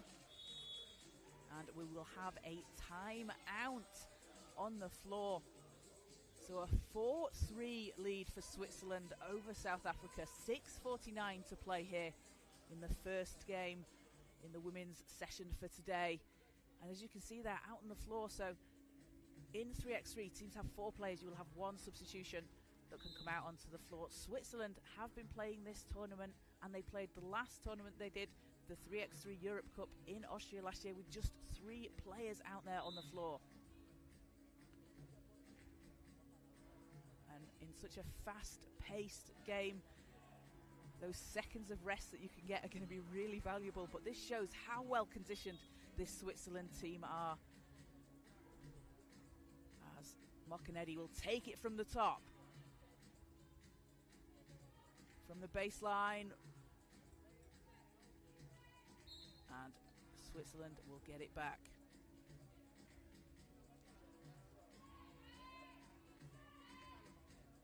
Just a 1-point game. Positioning going to be really important when we move into the quarterfinals and the knockout stages, as Waller, her shot's too strong but chases down her own rebound. Moccanetti comes away with it. And Gilifile lines up a shot, sinks it! Gilifile ties the game at 4 and has all 4 of South Africa's points. Waller. And that's good! Switzerland back up 1. It's a back and forth game here this morning. Moccanetti thought about it, puts it up, off the rim. And Waller again, another big rebound for Switzerland. She has been crucial for the team, as her shot won't go. And ball's out of bounds. It will be South Africa ball. And you can see Moccanetti there just on the baseline. Doesn't chase down the ball, but blocks Hubert from getting to the rebound. So ball's out of bounds. She knows South Africa's going to get it back. And Moccanetti is really effective at that. If you watch the way that she positions herself when she's defending, gets in front of her opponents, makes it really difficult for them. As Gilifile passes over to Moccanetti. And shot clock violation. So Switzerland will have the ball. 5:30 to go here. But we'll have a timeout called by South Africa as they want to talk it over on the floor. So coming up after this game, we will have Great Britain and Australia in the Group A fixture. That is the battle for the top spot in Group A. Both teams unbeaten. But that unbeaten record has to fall for one of them, so you don't want to miss that game coming up at 12:45 local time. It's going to be an absolute battle between those 2 teams. As we are seeing right now on the floor, a 1-point game. Switzerland up 1 here over South Africa. 5:30 to go. Waller working to the basket. Looks like Moccanetti might have got a hand on that one to put off the shot. She's such a disruptive defender.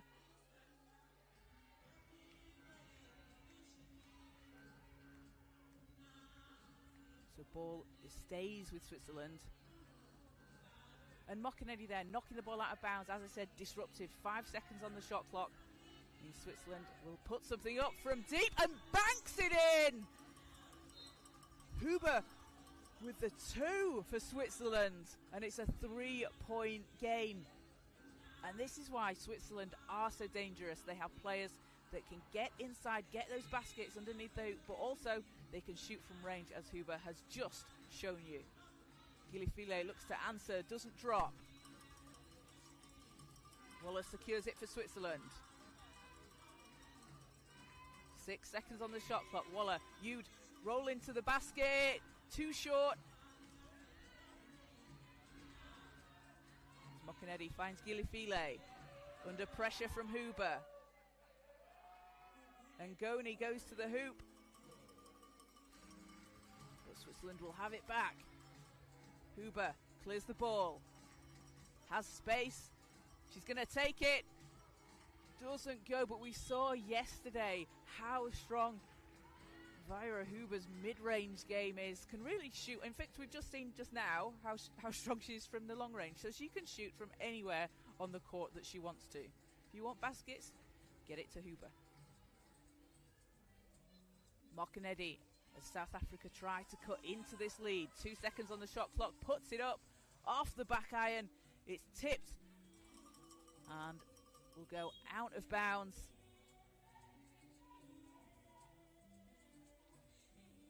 Stays Switzerland ball.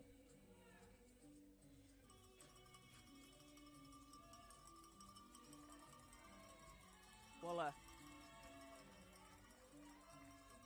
Shots up, and that's good. Switzerland increasing their lead here, 8-4, as Mokinedi gets the ball under the hoop and rolls off the rim. That was a tough shot over Waller. Nude has space, but Mokinedi gets there. Quick hands from Mokinedi, leaves Huber open underneath the basket. And that, again, is why this Switzerland team are so difficult to come up against. They're so familiar with each other, having played together at the 3x3 Europe Cup. Waller and Huber playing together on the Pilatus Dragons this season, where they won the Swiss Championship this year. They both played together at the Dragons since 2021. Also playing in Europe Cup, they're racking up those reps, which is always going to help you out on the court.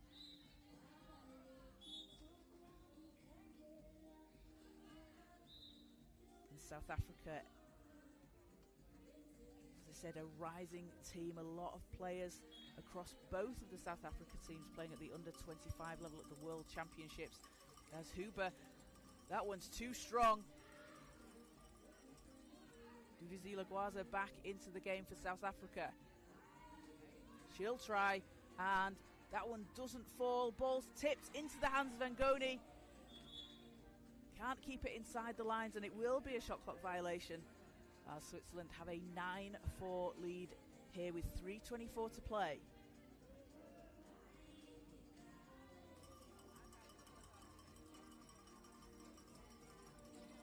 Waller looks for some space. You see those screens that Jude creates, just getting into position at the right time for her teammates. Gets them the space, gives them the looks that they want. Gwaza, and won't go. Ngoni gets the rebound, but it will be a shot clock violation, so ball has to hit the rim for the shot clock to reset. Didn't in that case, so even though South Africa grabbed the rebound, it will be Switzerland ball.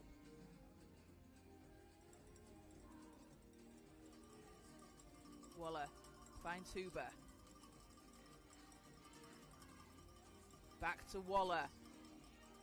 Won't fall. Gwaza with the rebound. Over to Mokinedi. Back into Gwaza on the baseline. As Switzerland a chance to increase this lead here. Waller. Against Ngoni. That's short. And again, you see the pressure that Aviwe Ngoni puts on her opponents when they're shooting. And off the rim. Ball goes out of bounds. We'll go back with Switzerland. But Aviwe Ngoni, a really strong defender out there. She was named the All-Star one-pointer player at the Africa Zone qualifying tournament for the Under-25 World Championships in 2023. So, recognised for the great player that she is. As Waller tries to clear the ball, there'll be a foul called.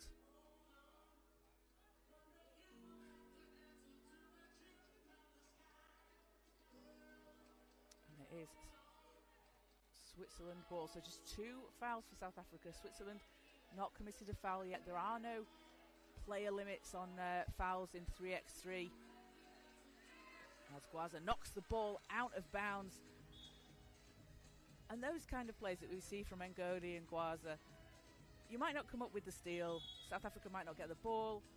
But it's those disruptive plays. It forces your opponent to have to reset. You know, you take some time off the shot clock, just take the ball out of bounds. It's a really important piece of the game to have players out there who can do that for you.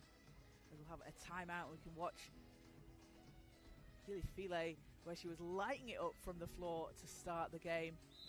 Has all 4 of South Africa's points. That dish inside from Switzerland that they do so well. Draw the defenders out and then have a player roll into the basket.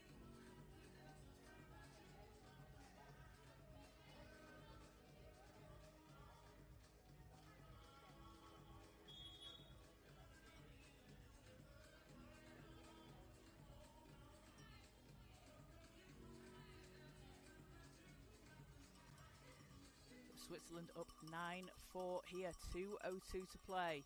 Huber from deep, won't go. Guaza with the rebound. Mokanedi, 6 seconds for South Africa. Mokanedi works against Huber. And time will run out. Switzerland ball from the top.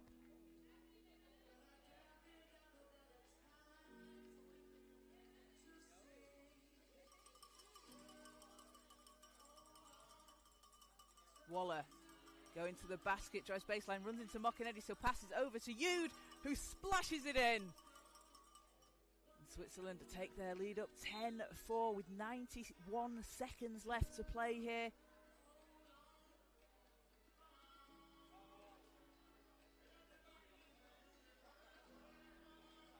And Switzerland, their first time on the world stage. They certainly made a splash at the 3x3 Europe Cup last year in Austria, where they won the silver medal, as Mokanedi's shots too strong for the Switzerland programme. The national team was only formed just a few years ago, and they've got a real focus on player development and bringing in young players that they can help to build that cohesion and take it through into the senior national teams. So Switzerland basketball have done a really good job, and the players out there on the court clearly just putting their all in every single game. And with an average age of under 21, the future is really, really bright for this team. As Waller passes inside to Huber, shot spins out, but a foul called. So that will be a shot for Huber. Player that started playing back in 2019.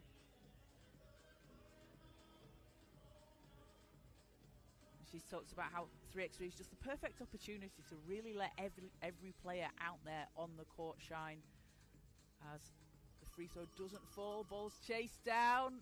Mokanedi has it, but it's going to roll on the baseline. Gilifile picks it up. Back to Mokanedi. Final minute of the game. Gilifile finds Ngoni rolling to the rim. Doesn't drop, but chases down her own rebound. A fresh 12 for South Africa. Gilifile fading away. Not that time.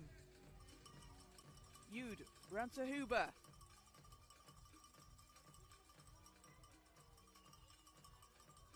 Yude picks up the loose ball. Great fake and a finish at the rim. And Switzerland's highest scoring game of the tournament so far. They're now up to 11 points.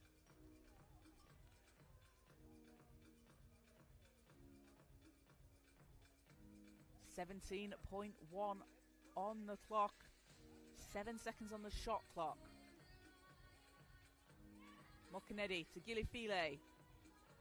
3 seconds. Gilifile inside to Ngoni, knocked away. Looked like Huber might have got a hand on that.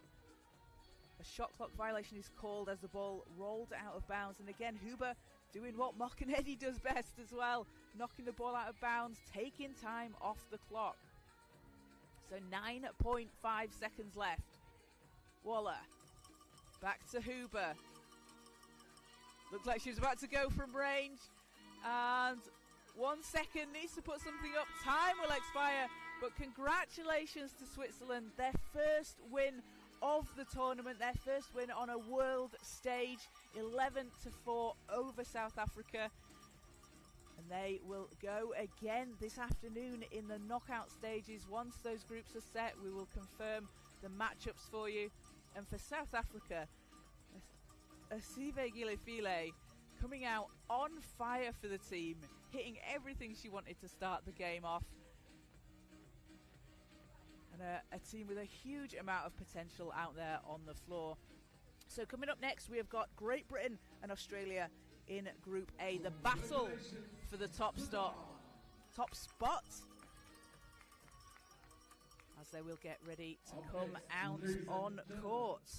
Let us welcome the Great Britain taking on Australia. So 2 unbeaten teams. The winner will top Group A And seeding and positions are going to be very important as we head towards the knockout stages this afternoon. So Great Britain taking to the floor. They had wins against South Africa and Switzerland yesterday. A very experienced team with multiple world and European medals. They have 3 players out on the court who represented Team Scotland at the Commonwealth Games in 2022. And with the home games coming up in Glasgow in 2026, the home nations that make up Team GB will relish the opportunity to put themselves on the map again. Jude Hamer with Robin Love, Jess White and Kaylee English out on the floor playing in their white jerseys today. And coming in to face them on the dance floor, welcome Australia. And next up it will be Australia as they come onto the floor. They had wins against Switzerland and South Africa yesterday. A team with scoring threats from inside and behind the arc. They have got young rising star Ebony Stevenson, and she has been showing why she's one to watch. The team all play in the Australian Women's National Wheelchair Basketball League in both 5x5 and 3-on-3. And it just highlights how valuable that has been for their preparation for this competition. Hannah Dodd alongside Georgia Munro-Cook, Tasha Ovens and Ebony Stevenson in their green Australia jerseys.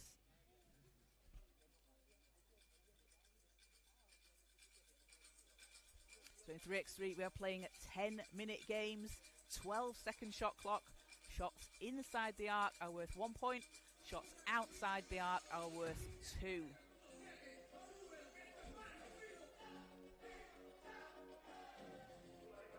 Great to see travelling reserve there for Australia. It was Marianne Latu in the crowd cheering on her team. She was playing at the 3x3 Asia Oceania Cup in April this year, where the team reached the semi-finals. So a lot of talent in 3x3 in Australia. So on court it will be Australia ball to start things off. Stevenson to Munro-Cook. Long shot is good to start things off. And Love picks up the rebound, clears the ball for GB. Into Hamer. Hamer pressured underneath the basket, ball's knocked away, picked up by Stevenson. As Dodd passes back to Munro-Cook, under pressure from White. Ball bounces out, GB will have possession. The winner of this game will top Group A, and they will be playing the 4th place team in Group B in the knockouts. The 2nd place team will play the 3rd place team in Group B as Love goes to the hoop, scoops it in. And we're tied at 1-all. Stevenson spins against Love. Munro-Cook, 4 seconds on the shot clock. Stevenson doesn't go. Love with the rebound. Hamer and Love out there. 2 players just so in sync on the basketball court as Love races to save the rebound, but Munro-Cook will get it for Australia as a shot clock violations calls. Hamer and Love, having played together through so many European and world competitions, have that connection out there on court. It's great to see as Dodd goes to the basket. A really tough shot from Hannah Dodd. Australia up 1. Love to Hamer. Shots up and won't drop. Dodd from the foul line. Not that time, but Stevenson's there. And you can see the reach of Ebony Stevenson, able to get that rebound, uses her long wingspan to get shots up over her opponents. Didn't drop for Australia that time, but that's exactly what you want to see from the 15-year-old. As the shot clock runs down on that possession. 2-1 Australia lead. Stevenson finds Munro-Cook. Munro-Cook from the elbow, it's short. White with the rebound. Love against Munro Cook. Over to Hamer. And time runs down. Another shot clock violation. You can see how quickly the shot clock goes in 3x3. A really fast-paced game. As Munro Cook for Australia. Thought about the shot, but comes up against Hamer. Has some space and splashes it in. And a great screen there. You see Stevenson creating space for her teammate, giving her that look as Love weaves her way to the basket, dishes over to Hamer, who answers for GB. Puts Australia's lead down to 1. 7:28 to play here. Stevenson playing for the Perth Wheelcats this season, finds Dodd. Love with the rebound for GB. Goes against Stevenson. Finds Hamer. 4 seconds. Hamer dishes inside to White. White shots off the rim. And Munro Cook under the basket, fading away. That's a tough shot for Munro Cook. But we've seen her do that all this weekend. That is what she does best. Such a strong scorer for whichever team she's playing in, as Hamer looks to answer for GB, can't get it to go. As the ball goes out of bounds. And Georgia Munro Cook playing for the Sydney Metro Blues in both 3x3 and 5-on-5 this season. As we take a timeout. She leads the Women's National Wheelchair Basketball League in points per game this season, 23.2 and 10.2 rebounds, along with 2.7 steals per game for the Metro Blues this season. And she had a huge 100 points across 3 games in a round earlier in June. Just an incredible performance. Dropped 22 points in the first game, 35 and then 43. A real leader out there on court and just can do a bit of everything on the basketball court. Obviously a fantastic scorer, but her rebounding and assists and steals show that as well. She'll do whatever her team needs her to do out there on court to get the win. That's Munro Cook under pressure from Love. Doesn't go. Love with the rebound. Hamer back into Love. 4 seconds on the shot clock. Love spins against Stevenson, and that's short. It's a 4-2 lead for Australia over GB here with 6:27 to play. Munro Cook from the elbow. Not that time. Ball's out of bounds. And Great Britain will have possession. Three-time Paralympian Jude Hamer will set things up for GB. From the foul line, too strong. Munro Cook. Over to Stevenson. Back to Munro Cook. Stevenson runs into Hamer and time runs down for Australia.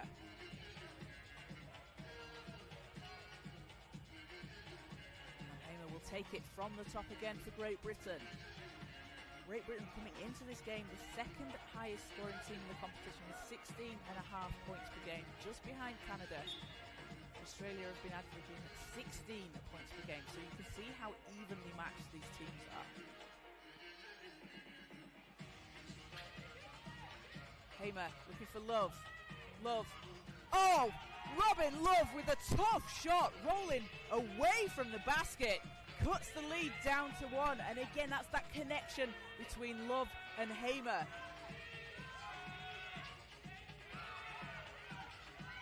Rebound GB. A chance to tie on this possession. Love to White. White roll into the basket. Stevenson gets the rebound. Stevenson looking to find some space, has a path. Munro Cook gets it to go. That's great decision making there from Stevenson. Had a good look, but saw Munro Cook was open there as Hamer again under pressure. It's short. Monroe Cook really turning it up defensively here for Australia. There's Tasha Ovens into the game for the first time for Australia. GB looking to cut into this lead. Love. Long shot, spin down. Lucky for that one not to fall. Monroe Cook from the foul line, too strong. And it will be GB possession. Both teams will certainly have an eye on the Commonwealth Games in Glasgow in 2026, taking place around this time next year. Australia with a silver medal in the 2022 games. As White gets it over to Love, and Love chops off the rim. Stevenson has it for Australia. Pressured by Love.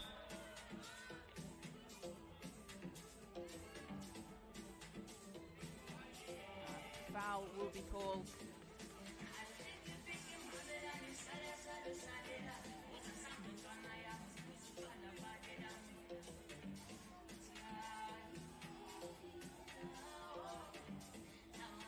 Australia possession. First team foul against Great Britain. Monroe Cook. Ball's knocked out of bounds. You see the pressure that Jess White puts on defensively. Such a defensive pest in the nicest possible way. She's a pesky defender. That makes it really difficult for her opponent. As Monroe Cook drops it into Stevenson, who gets the roll.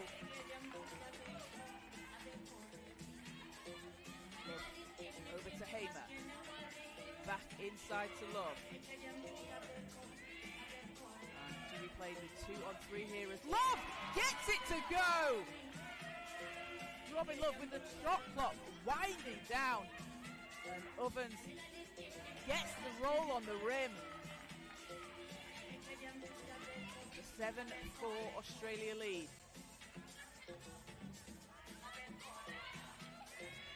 Hamer, 2 seconds. White has to put something up. She will do. Gets it at the buzzer. Basket's good. It's a 2-point game. Love chases down the loose ball. Against Ovens. Love dishes inside to Hamer. And we are back to a 1-point game. 7-6 Australia lead. GB going on a run here. As Ovens looking for some help. Love takes the ball away, and GB with a chance to tie on this possession. 6 seconds. Love against Stevenson. Love from the elbow, off the rim, gets her own rebound though. And another chance for GB as Love rolls to the basket, ties it at 7-all. A huge sequence there from Robin Love, doing it on both ends of the court. Monroe Cook into Stevenson. Ball will go out of bounds and Great Britain will have possession, and we will have a time out with 2:27 to play here. Tied at 7-all. And a run from Great Britain there, led by Robin Love, stealing the ball, taking the rebounds and scoring when her team need her to. And that is exactly what she does, and it's what she does wherever she plays, and throughout the course of her career has just been such a force out there on court. A 3-time Paralympian, silver at the European Championships in 2023, where she was named to the All-Star 5. And not only was she named to the All-Star 5, she was top 10 in all categories. Points per game, rebounds per game, assists, steals, blocks. She is a real all-round player, and is going to do what it takes to win, as she has the ball, can put GB up here. That won't go. Hannah Dodd back into the game for Australia. Monroe Cook, Ovens roll into the basket, gets that to go, and Australia go up 1. Love against Ovens. To Hamer. Hamer won't go, and ball can't be chased down by GB. Australia will have it.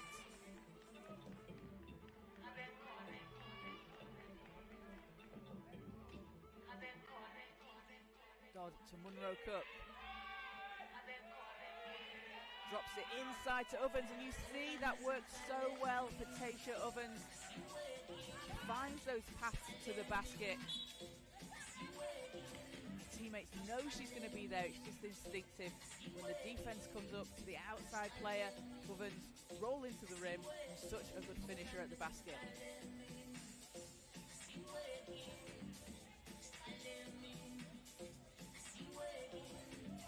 1:38 to go. Australia up 2. Munro Cook's shot is short, but Dodd has the rebound. White knocks the ball away. Dodd picks it up. Munro Cook doesn't get it to go, but gets her own rebound. Finishes the second time, withstanding the pressure from Great Britain. Look, from the mid-range, off the rim, Dodd picks it up. Munro Cook will have it.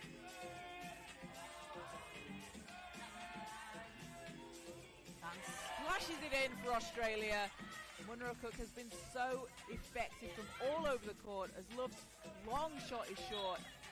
And Australia with a 4-point lead here in the final minute of the game. The winner of this game will top Group A and will finish in first place. They will play the 4th place finisher in Group B in the knockout stages, which start at 4:30 today. And the first game will be the winner of Group A against the 4th place team in Group B at 4:30. You can catch all the action on the IWBF YouTube channel all weekend long. Thank you to everybody watching. But we're not done yet, as Hamer has Love underneath the basket on the baseline. Back to Hamer. Shot spins out. And Dodd will hold it for Australia. Munro Cook. Round to Ovens, and Ovens again goes to the basket, doesn't fall. Love has Hamer. Clears the ball, back into Love. Dishes over to White. And a 3-second violation will go against GB. So both teams scoring under their average so far, but that shows the tough defense that they both play. They come up against a really evenly matched team in both opponents, as Munro Cook gets the bounce and takes Australia to 12. So congratulations to Australia. They finish 3-0, unbeaten in the group stages, and they will be playing the 4th place team in Group B in the knockout stages, as we will cross over between groups. Big game from them. 12-7, Australia over Great Britain.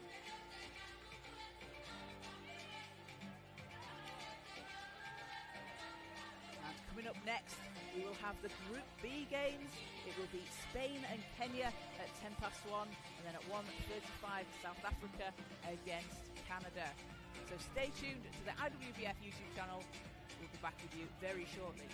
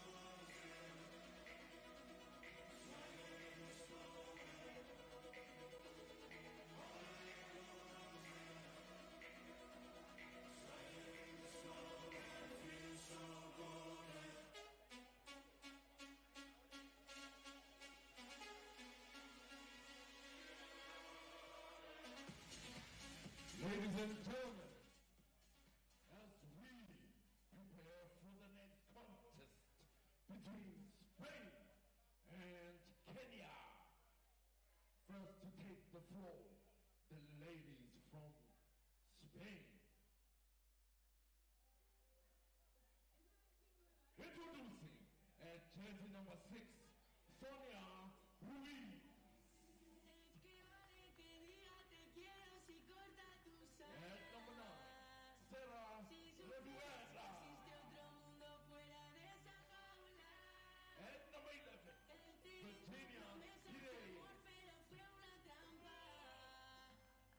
At number 55, Isabel Lopez.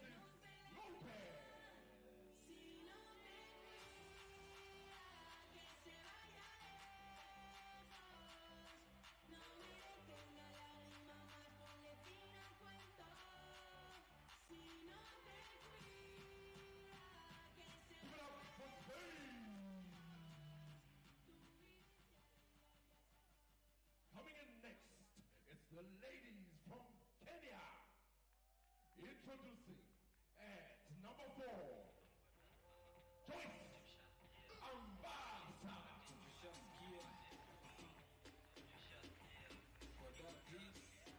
And number 8, Rahel Akot Allah.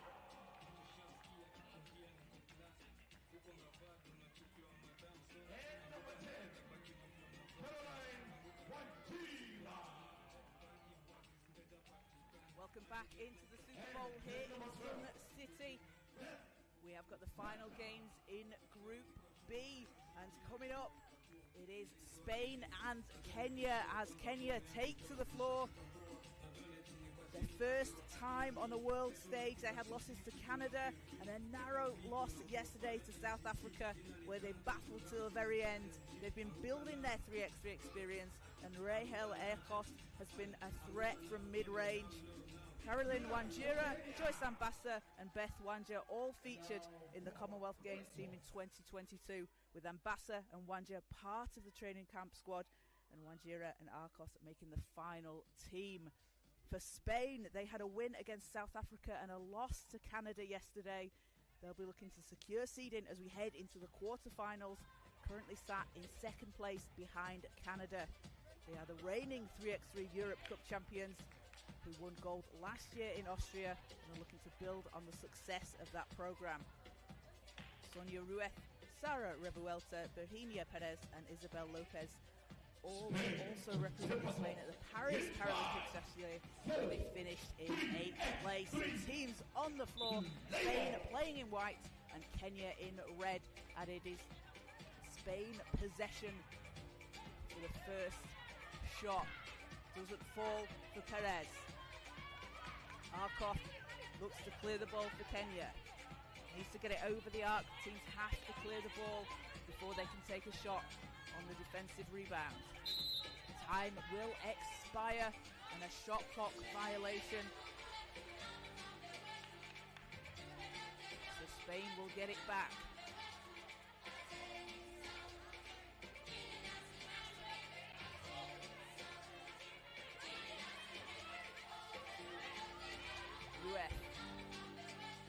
Revuelta going inside, shots too strong, tips by Wanja, but Spain come away with it. Akot has done a really good job under the basket for Kenya this competition, securing those rebounds for her team. As Perez over to Ruiz, back to Perez, under the basket, gets the foul, so Perez will go to the line for a shot. 3x3, a foul on the shot is one free throw. So teams hit that 7 foul mark when they would shoot 2 regardless of the situation. Teams have been very, very disciplined foul-wise so far, as we've seen today and yesterday. No one reaching that 17 foul limit. And again, Akot grabs another rebound for Kenya. Ambassa looking to find some space. Perez picks the ball off, and Revuelta cut into the basket, banks it in off the glass.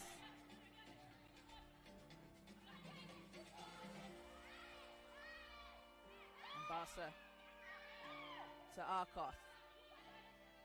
And ball goes out of bounds as Rahel Arkoth, a really strong wheelchair racer for Kenya. She won the Standard Chartered Nairobi Marathon in the 21 kilometer category in 2023. As Spain look to add to their total here, can't get it to go. Revuelta banks it in, another shot for Spain, and a good rebound there from Rueth, able to get the ball over to her teammate. Wanja, ball's intercepted. Revuelta out to Rueth.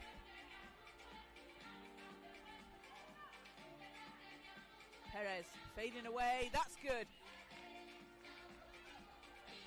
And Perez and Lopez for Spain. Lopez currently on the bench at the moment, but two strong threats scoring inside, exactly in that position, just underneath the basket. Do a really good job of that as we have a 3-second call inside. 7:50 to go, it's a 3-0 Spain lead. Kenya making their debut on the world stage as Revuelta cutting to the basket. Layup won't go, but Arkoth with another rebound for Kenya. You see how she positions herself so well to get those boards. Perez, and that's good.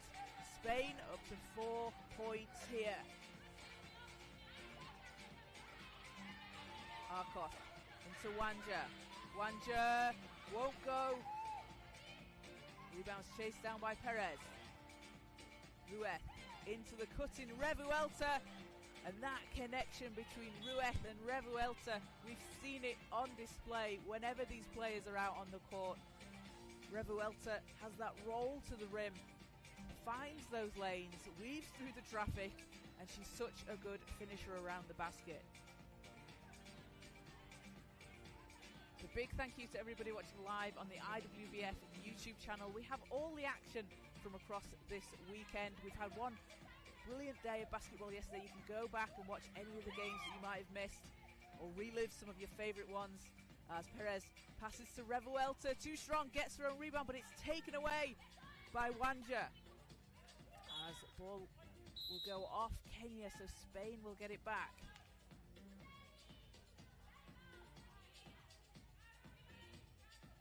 This is the last game of the group stages in Group B, with Spain taking on Kenya. Spain with a 5-0 lead. The knockouts will take place from 4:30 today. The quarterfinals will be set after the last 2 games in the Group B stage. Currently Canada topping the table in Group B, with Spain in 2nd place.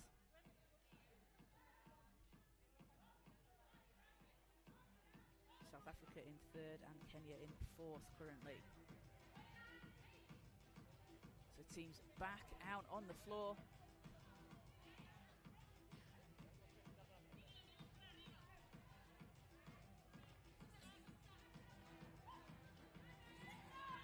Perez under the basket, too short, gets her a rebound, cleaning up the glass, puts the ball back in the hoop for Spain.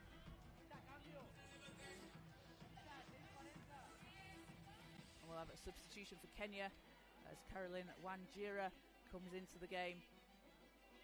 Flag bearer for Kenya at the 3x3 Commonwealth Games last year in 2022. Time doesn't go that quickly. In 2022 she was the flag bearer for Kenya, and it's a great representation of Kenyan basketball. She's doing absolutely fantastic work in Nairobi, along with the Kenya Wheelchair Basketball Federation, to help provide wheelchairs to women, get them involved in the game of basketball, to empower them, to give them opportunities on the floor.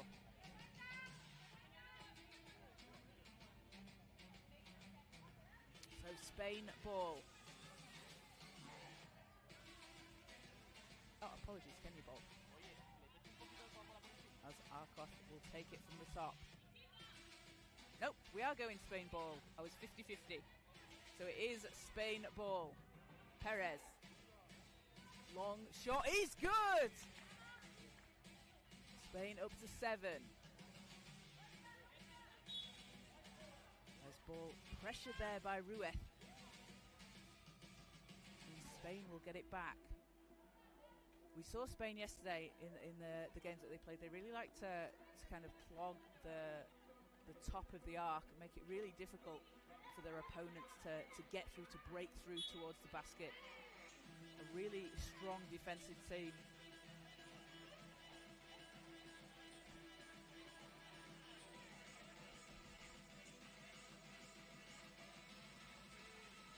As Kenya have it. Ball's knocked away. And it's loose. Out of bounds, but it will go with Spain. And you saw Revuelta there, Ruiz there, just making it difficult for Kenya to get to the ball, just blocking them. Spain can have possession. Ruiz to Lopez. Perez. Perez's shot is a 3-second call, so Perez's shot is waved off.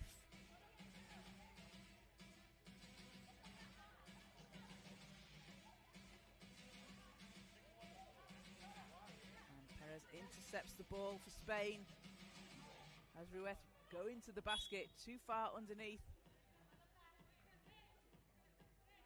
And the basket is waved off. Foul will be called on the floor. It goes against Kenya.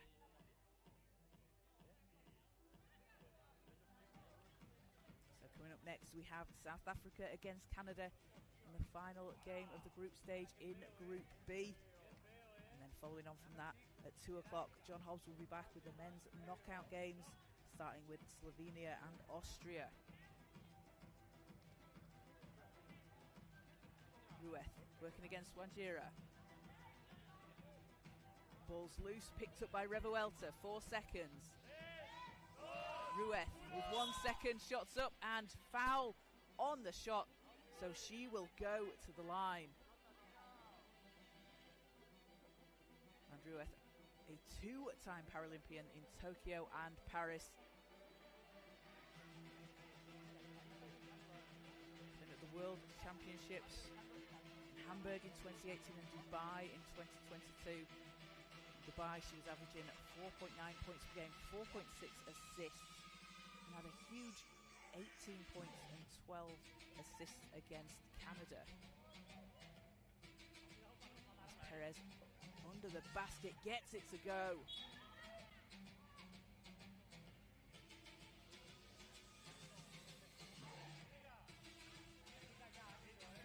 5:29 to play here. Kenya looking to get on the scoreboard. Elton will see Isabel Lopez check in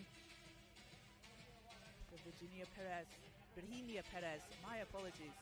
Virginia Perez going to the bench after scoring so many points for Spain underneath the hoop. Ruiz finds Revuelta, and that's good. Spain up to 9 points.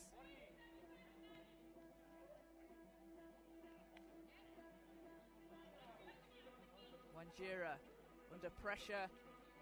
Azarkoth looking to get free, and a 3-second call goes against Kenya. Spain will have possession. Lopez to Ruiz, back into Lopez, going to the basket, hits, and basket is good. Lopez will get another shot here at the foul line. So an and one opportunity here for Spain. Lopez, a player that's played in Italy, represented Spain at the European Championships, in bronze in 2021. Playing in the European Championships when they were held in the Netherlands in 2023. She averaged 6 points a game. Shots off the rim, trying to chase down her rebound. Can't quite get there in time. So Kenya will have it. So looking for their first score here with just under 5 minutes to play.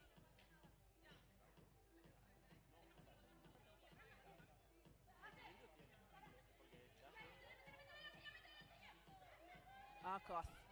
And shot bounces out. Rebound Spain. Ruiz. Into Lopez. That's good.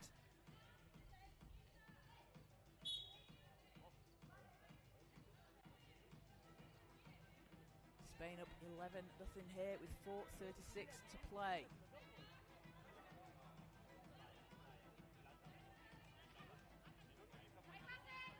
Wanjira looking for some help. Working against Ruiz. 6 seconds. Intercepted by Lopez. And Lopez finds Ruiz going to the basket. Spain up to 12.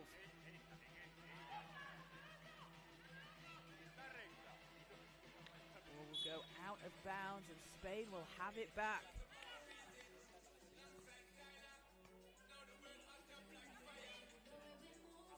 Revuelta. Great screen there from Lopez as Revuelta finds a way to the basket. Adds another for Spain. Wanjira. And a foul called on the floor will be the first against Spain. And we'll have a timeout. So a 13-0 lead for Spain over Kenya. 3:53 to play here in this Group B game. Coming up after this game at 1:35 we will have Canada and South Africa. And you can see there Spain have been so effective at scoring underneath the basket. Revuelta showing exactly what we're talking about there as she goes to the basket, and Sarah Revuelta was playing at the 3x3 at the FISU World University Games in Germany just a couple of weeks ago, finishing with silver for the Spanish team. Had 4 offensive rebounds in that final against Germany where they lost in overtime. They absolutely battled in that game. But the 3x3 experience being gained by Revuelta in that competition, bringing it back to her teammates here on the floor in Sun City, going to be really valuable, and I think you can see that out on the floor, the experience and energy that she brings when she's out on the court.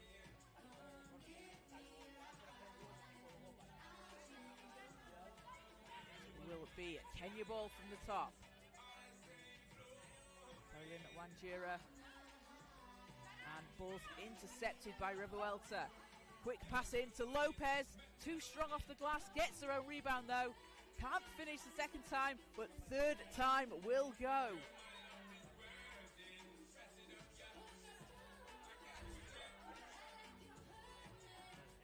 Wanjira under pressure from Revuelta, and time will run down. Lopez with another interception. Revuelta roll into the basket, doing what she does best out there on the court for Spain. Arkoth with 1 second, has to put something up. 12-second violation. So Spain will have it with 3 minutes to play.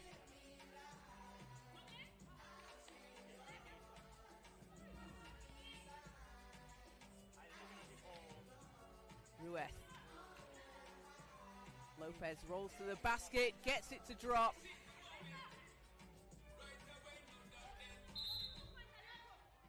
As an out of bounds Kenya ball.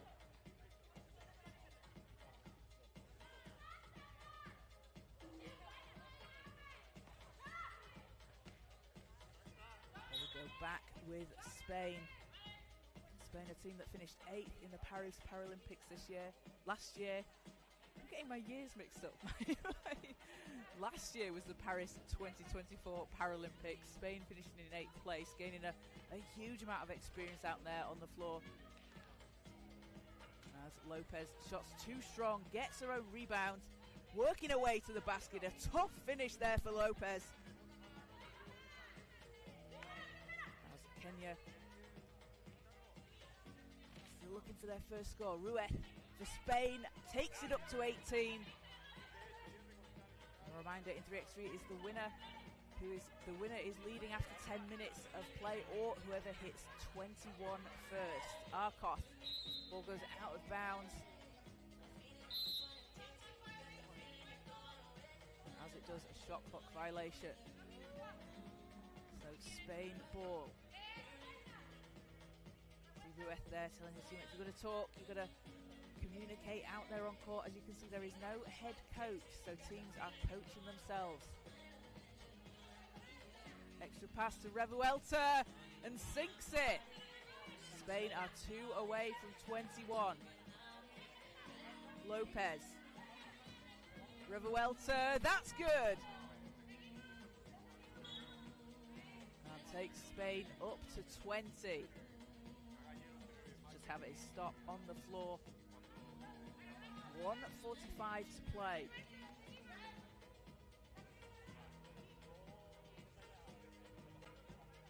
Kenya will have possession.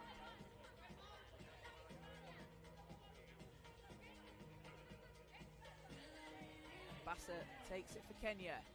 Finds Arkoth. Arkoth spinning against Revuelta on the baseline.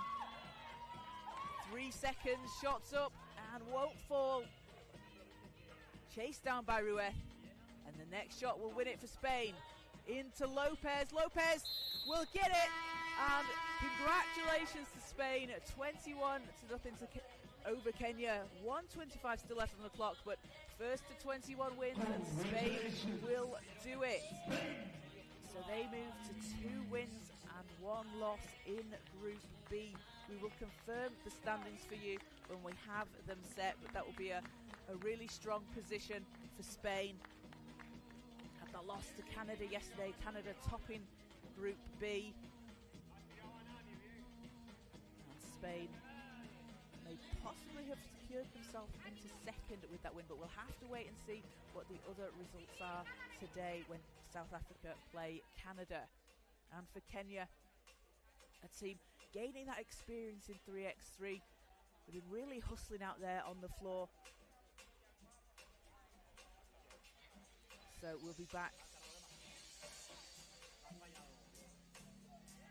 with South Africa and Canada very shortly. Teams are lining up now as they're getting ready to take to the floor. But we have the pools set and the standings set for Group A. So in first place it is Australia with 3 wins from 3. Great Britain in second place after that loss to Australia just before this game. Switzerland in third place and South Africa in 4th. So when we reach the quarterfinals at 4:30 today, the teams will cross over between groups. Australia will play the 4th place team in Group B. Great Britain will play the 3rd place team in Group B. Switzerland will play the 2nd place team.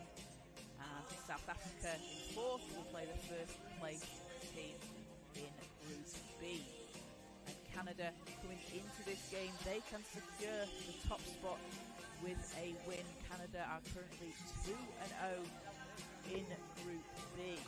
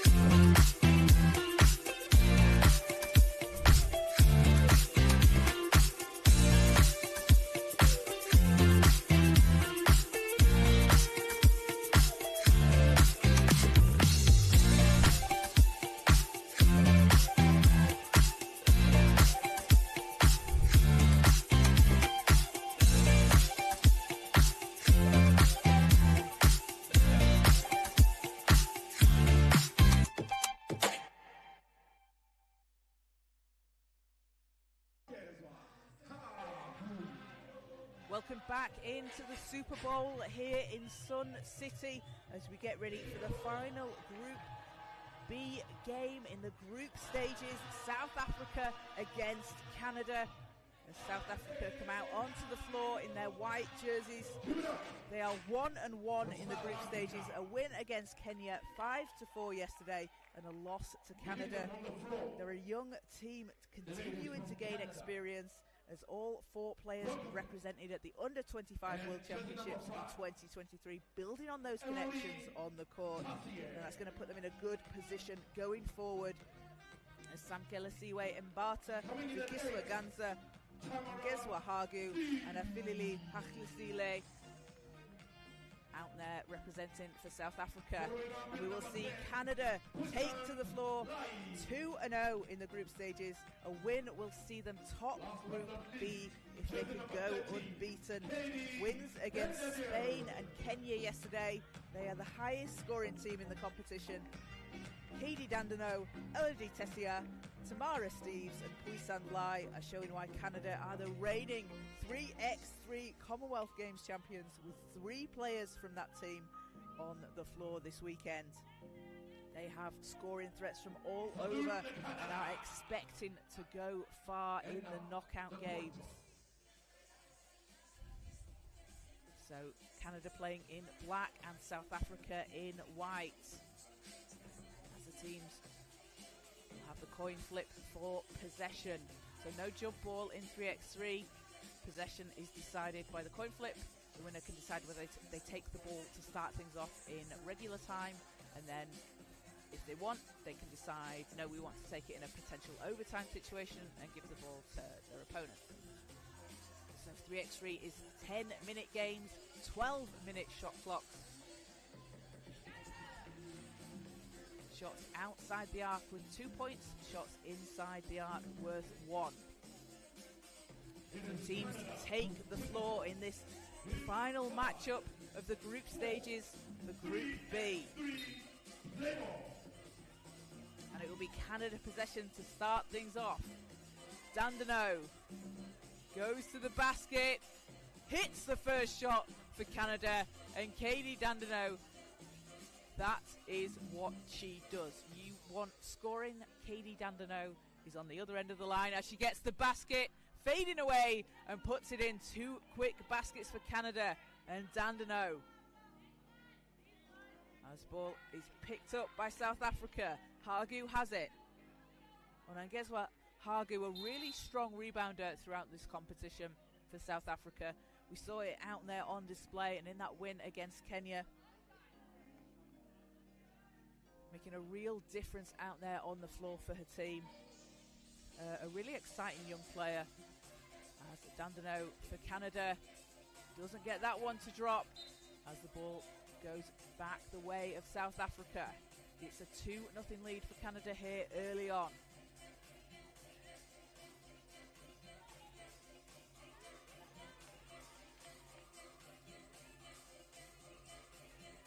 Hagu, 4 seconds on the shot clock, that's short. And Canada will have it. And Ongezwa Hagu represented South Africa at the first African Para Games in 2023 in 5x5, where she brought home the silver medal. Certainly a player to watch out there on the floor for South Africa. As the shot doesn't go at the rim for Canada. South Africa chasing down the ball, and it's Hagu again with possession.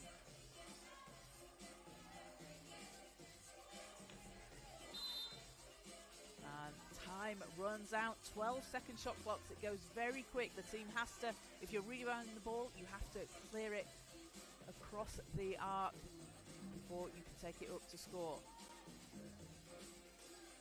Dandano runs into traffic.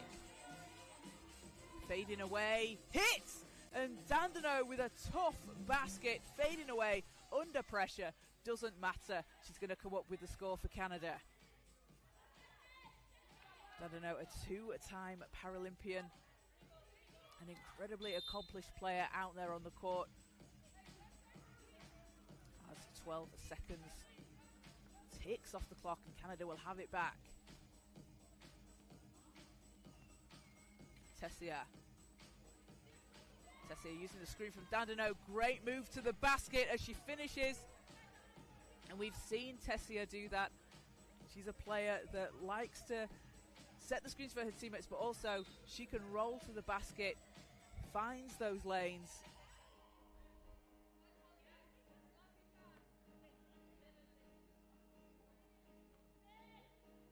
As Canada take it from the top. A win will see them top Group B. Tessia to the basket. That's short. And Barter for South Africa. Looking to get free. 2 seconds against Dandino. That's a tough shot. Won't go. And Dandino with the rebound.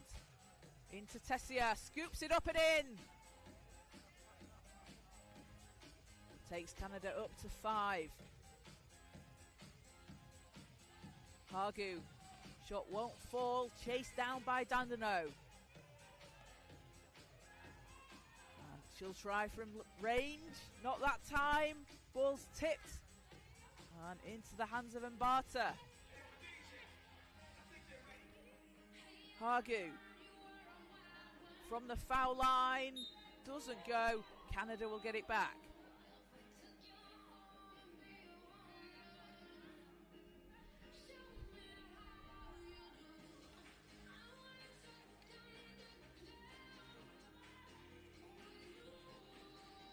.7:03 to play here. Dandino going to the basket, finds space, and takes Canada up to 6. Tessia tries to intercept it, ball will go out of bounds.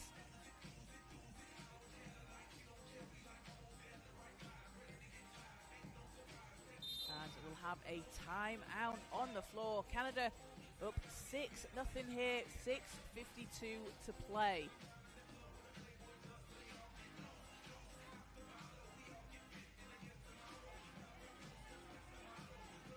So a big thank you to everybody watching live on the IWBF YouTube channel. We'll be here all weekend bringing you all the action from across the games.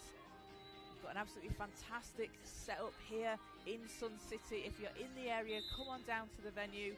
If you're in Johannesburg and you want to drive, come on down. An absolutely fantastic showcase of the talent across the world out on display on this court. This is the court from the Commonwealth Games in Birmingham in 2022 that players are using this weekend. An absolutely brilliant court. And we're back underway. It will be Canada possession.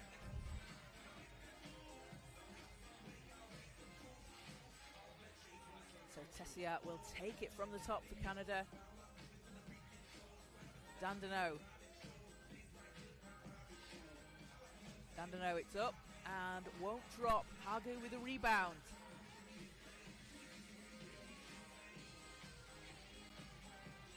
Back to Hargu on the baseline. Hits and we'll get South Africa on the board. What a tough shot as Dandino answers for Canada. Canada, the highest scoring team in the competition, with 17.5 points per game over their games yesterday. Hargu, that one doesn't go. Dandino secures the ball for Canada. Dishes over to Tessia, who gets the foul called, so Elodie Tessia will go to the line for a free throw.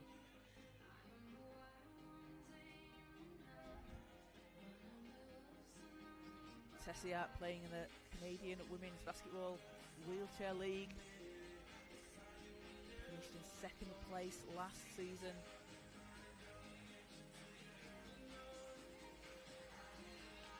As Hargu, same spot, can't get the same result.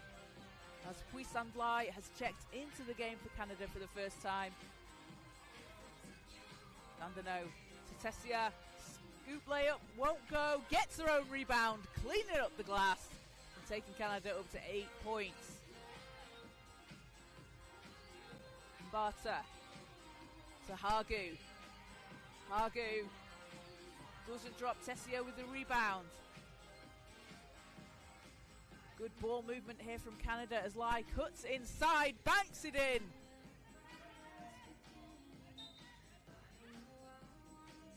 Puissant Live playing for the Rhine River Rhinos in Germany this season. Again, another really experienced player out there on court for Canada. These players have played together for so many different competitions throughout the years, and it really shows on the court how connected they are and how that experience really translates. Having played in the 5x5 game, bringing that over to 3x3, both very different games, but building their skills in each of the individual games.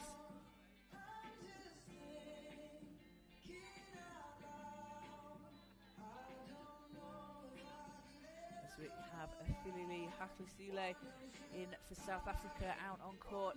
Hagu plays the ball up against Lai. Hagu dishing inside Mbata. And that was a great look there from Mbata, driving to the basket. Hagu sees her teammate, sees she's in a good position.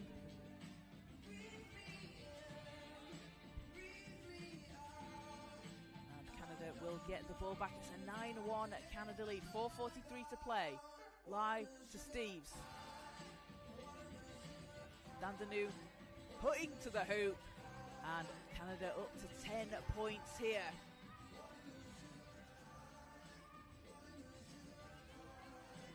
Hagu guarded by Dandano. 2 seconds, has to put something up. She will at the buzzer, and that'll be a violation.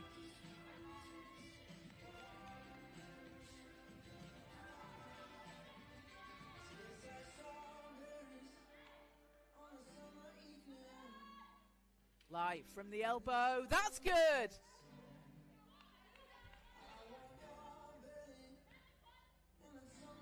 And ball goes out of bounds. Canada possession, they're up to 11. It's the first to 21, or whoever is leading after 10 minutes of play. Live finds Steves. Steves from the mid-range, nothing but net. And Tamara Steves getting in on the scoring action for Canada. Hagu. 1 second from range. Won't go. Steves with the rebound. Canada looking to increase their total here. Lai. Steves with space, balls knocked away. Good hands there from Hagu.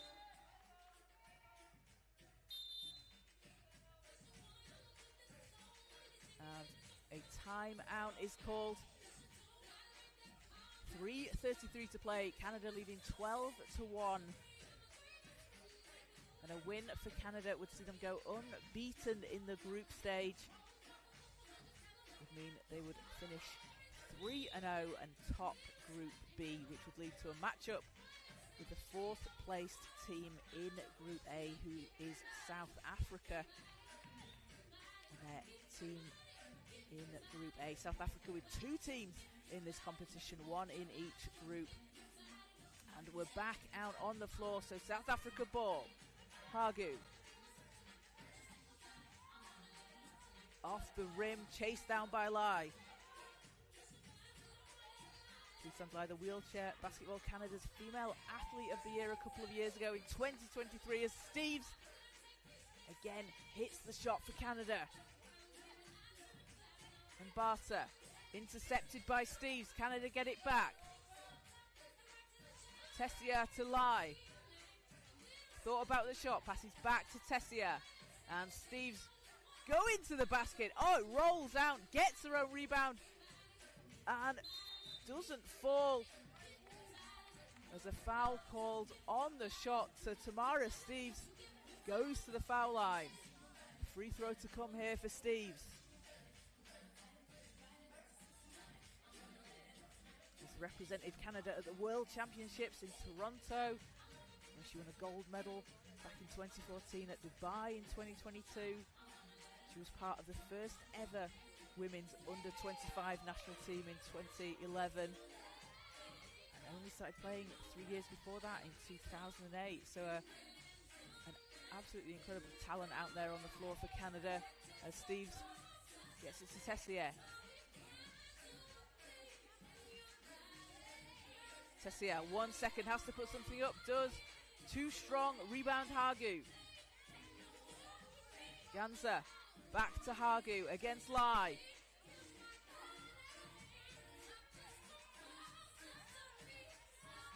Tessier, and too strong, is going to go out of bounds. I think we had a whistle though before the ball did.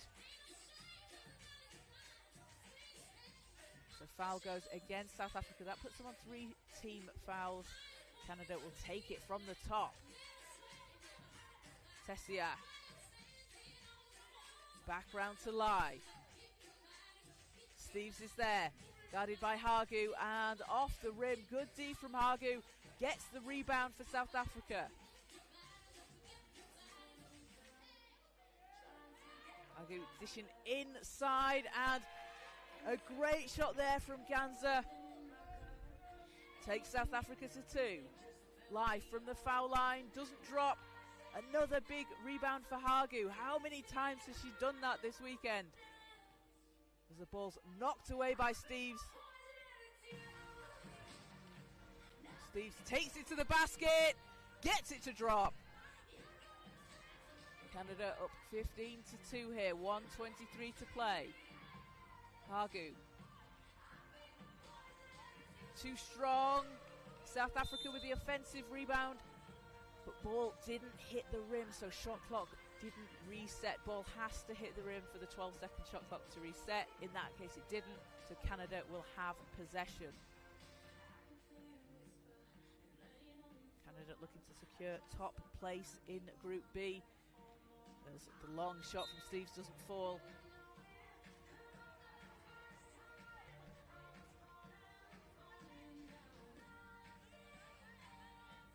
South Africa will have it. 1:09 to play. Hagu. 5 seconds on the shot clock. Hagu looks for some space. Steves putting the pressure on defensively. South Africa having to put something up there as the shot clock was winding down.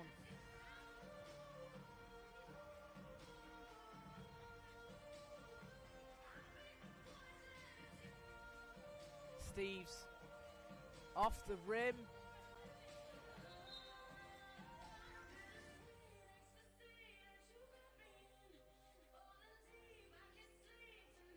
(15-2), 46.9 seconds to go.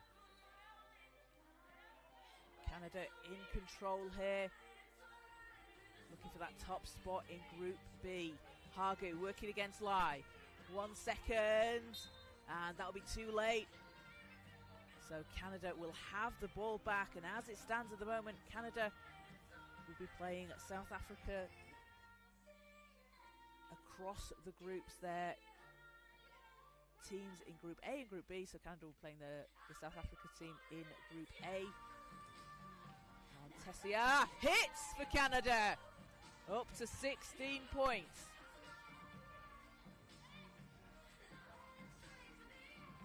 Ball will go out of bounds, so Canada will be finishing in first place in Group B.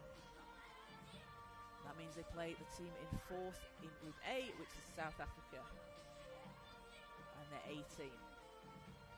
Tessier from mid-range gets it to go. So South Africa will get it back. 5.5 seconds on the clock.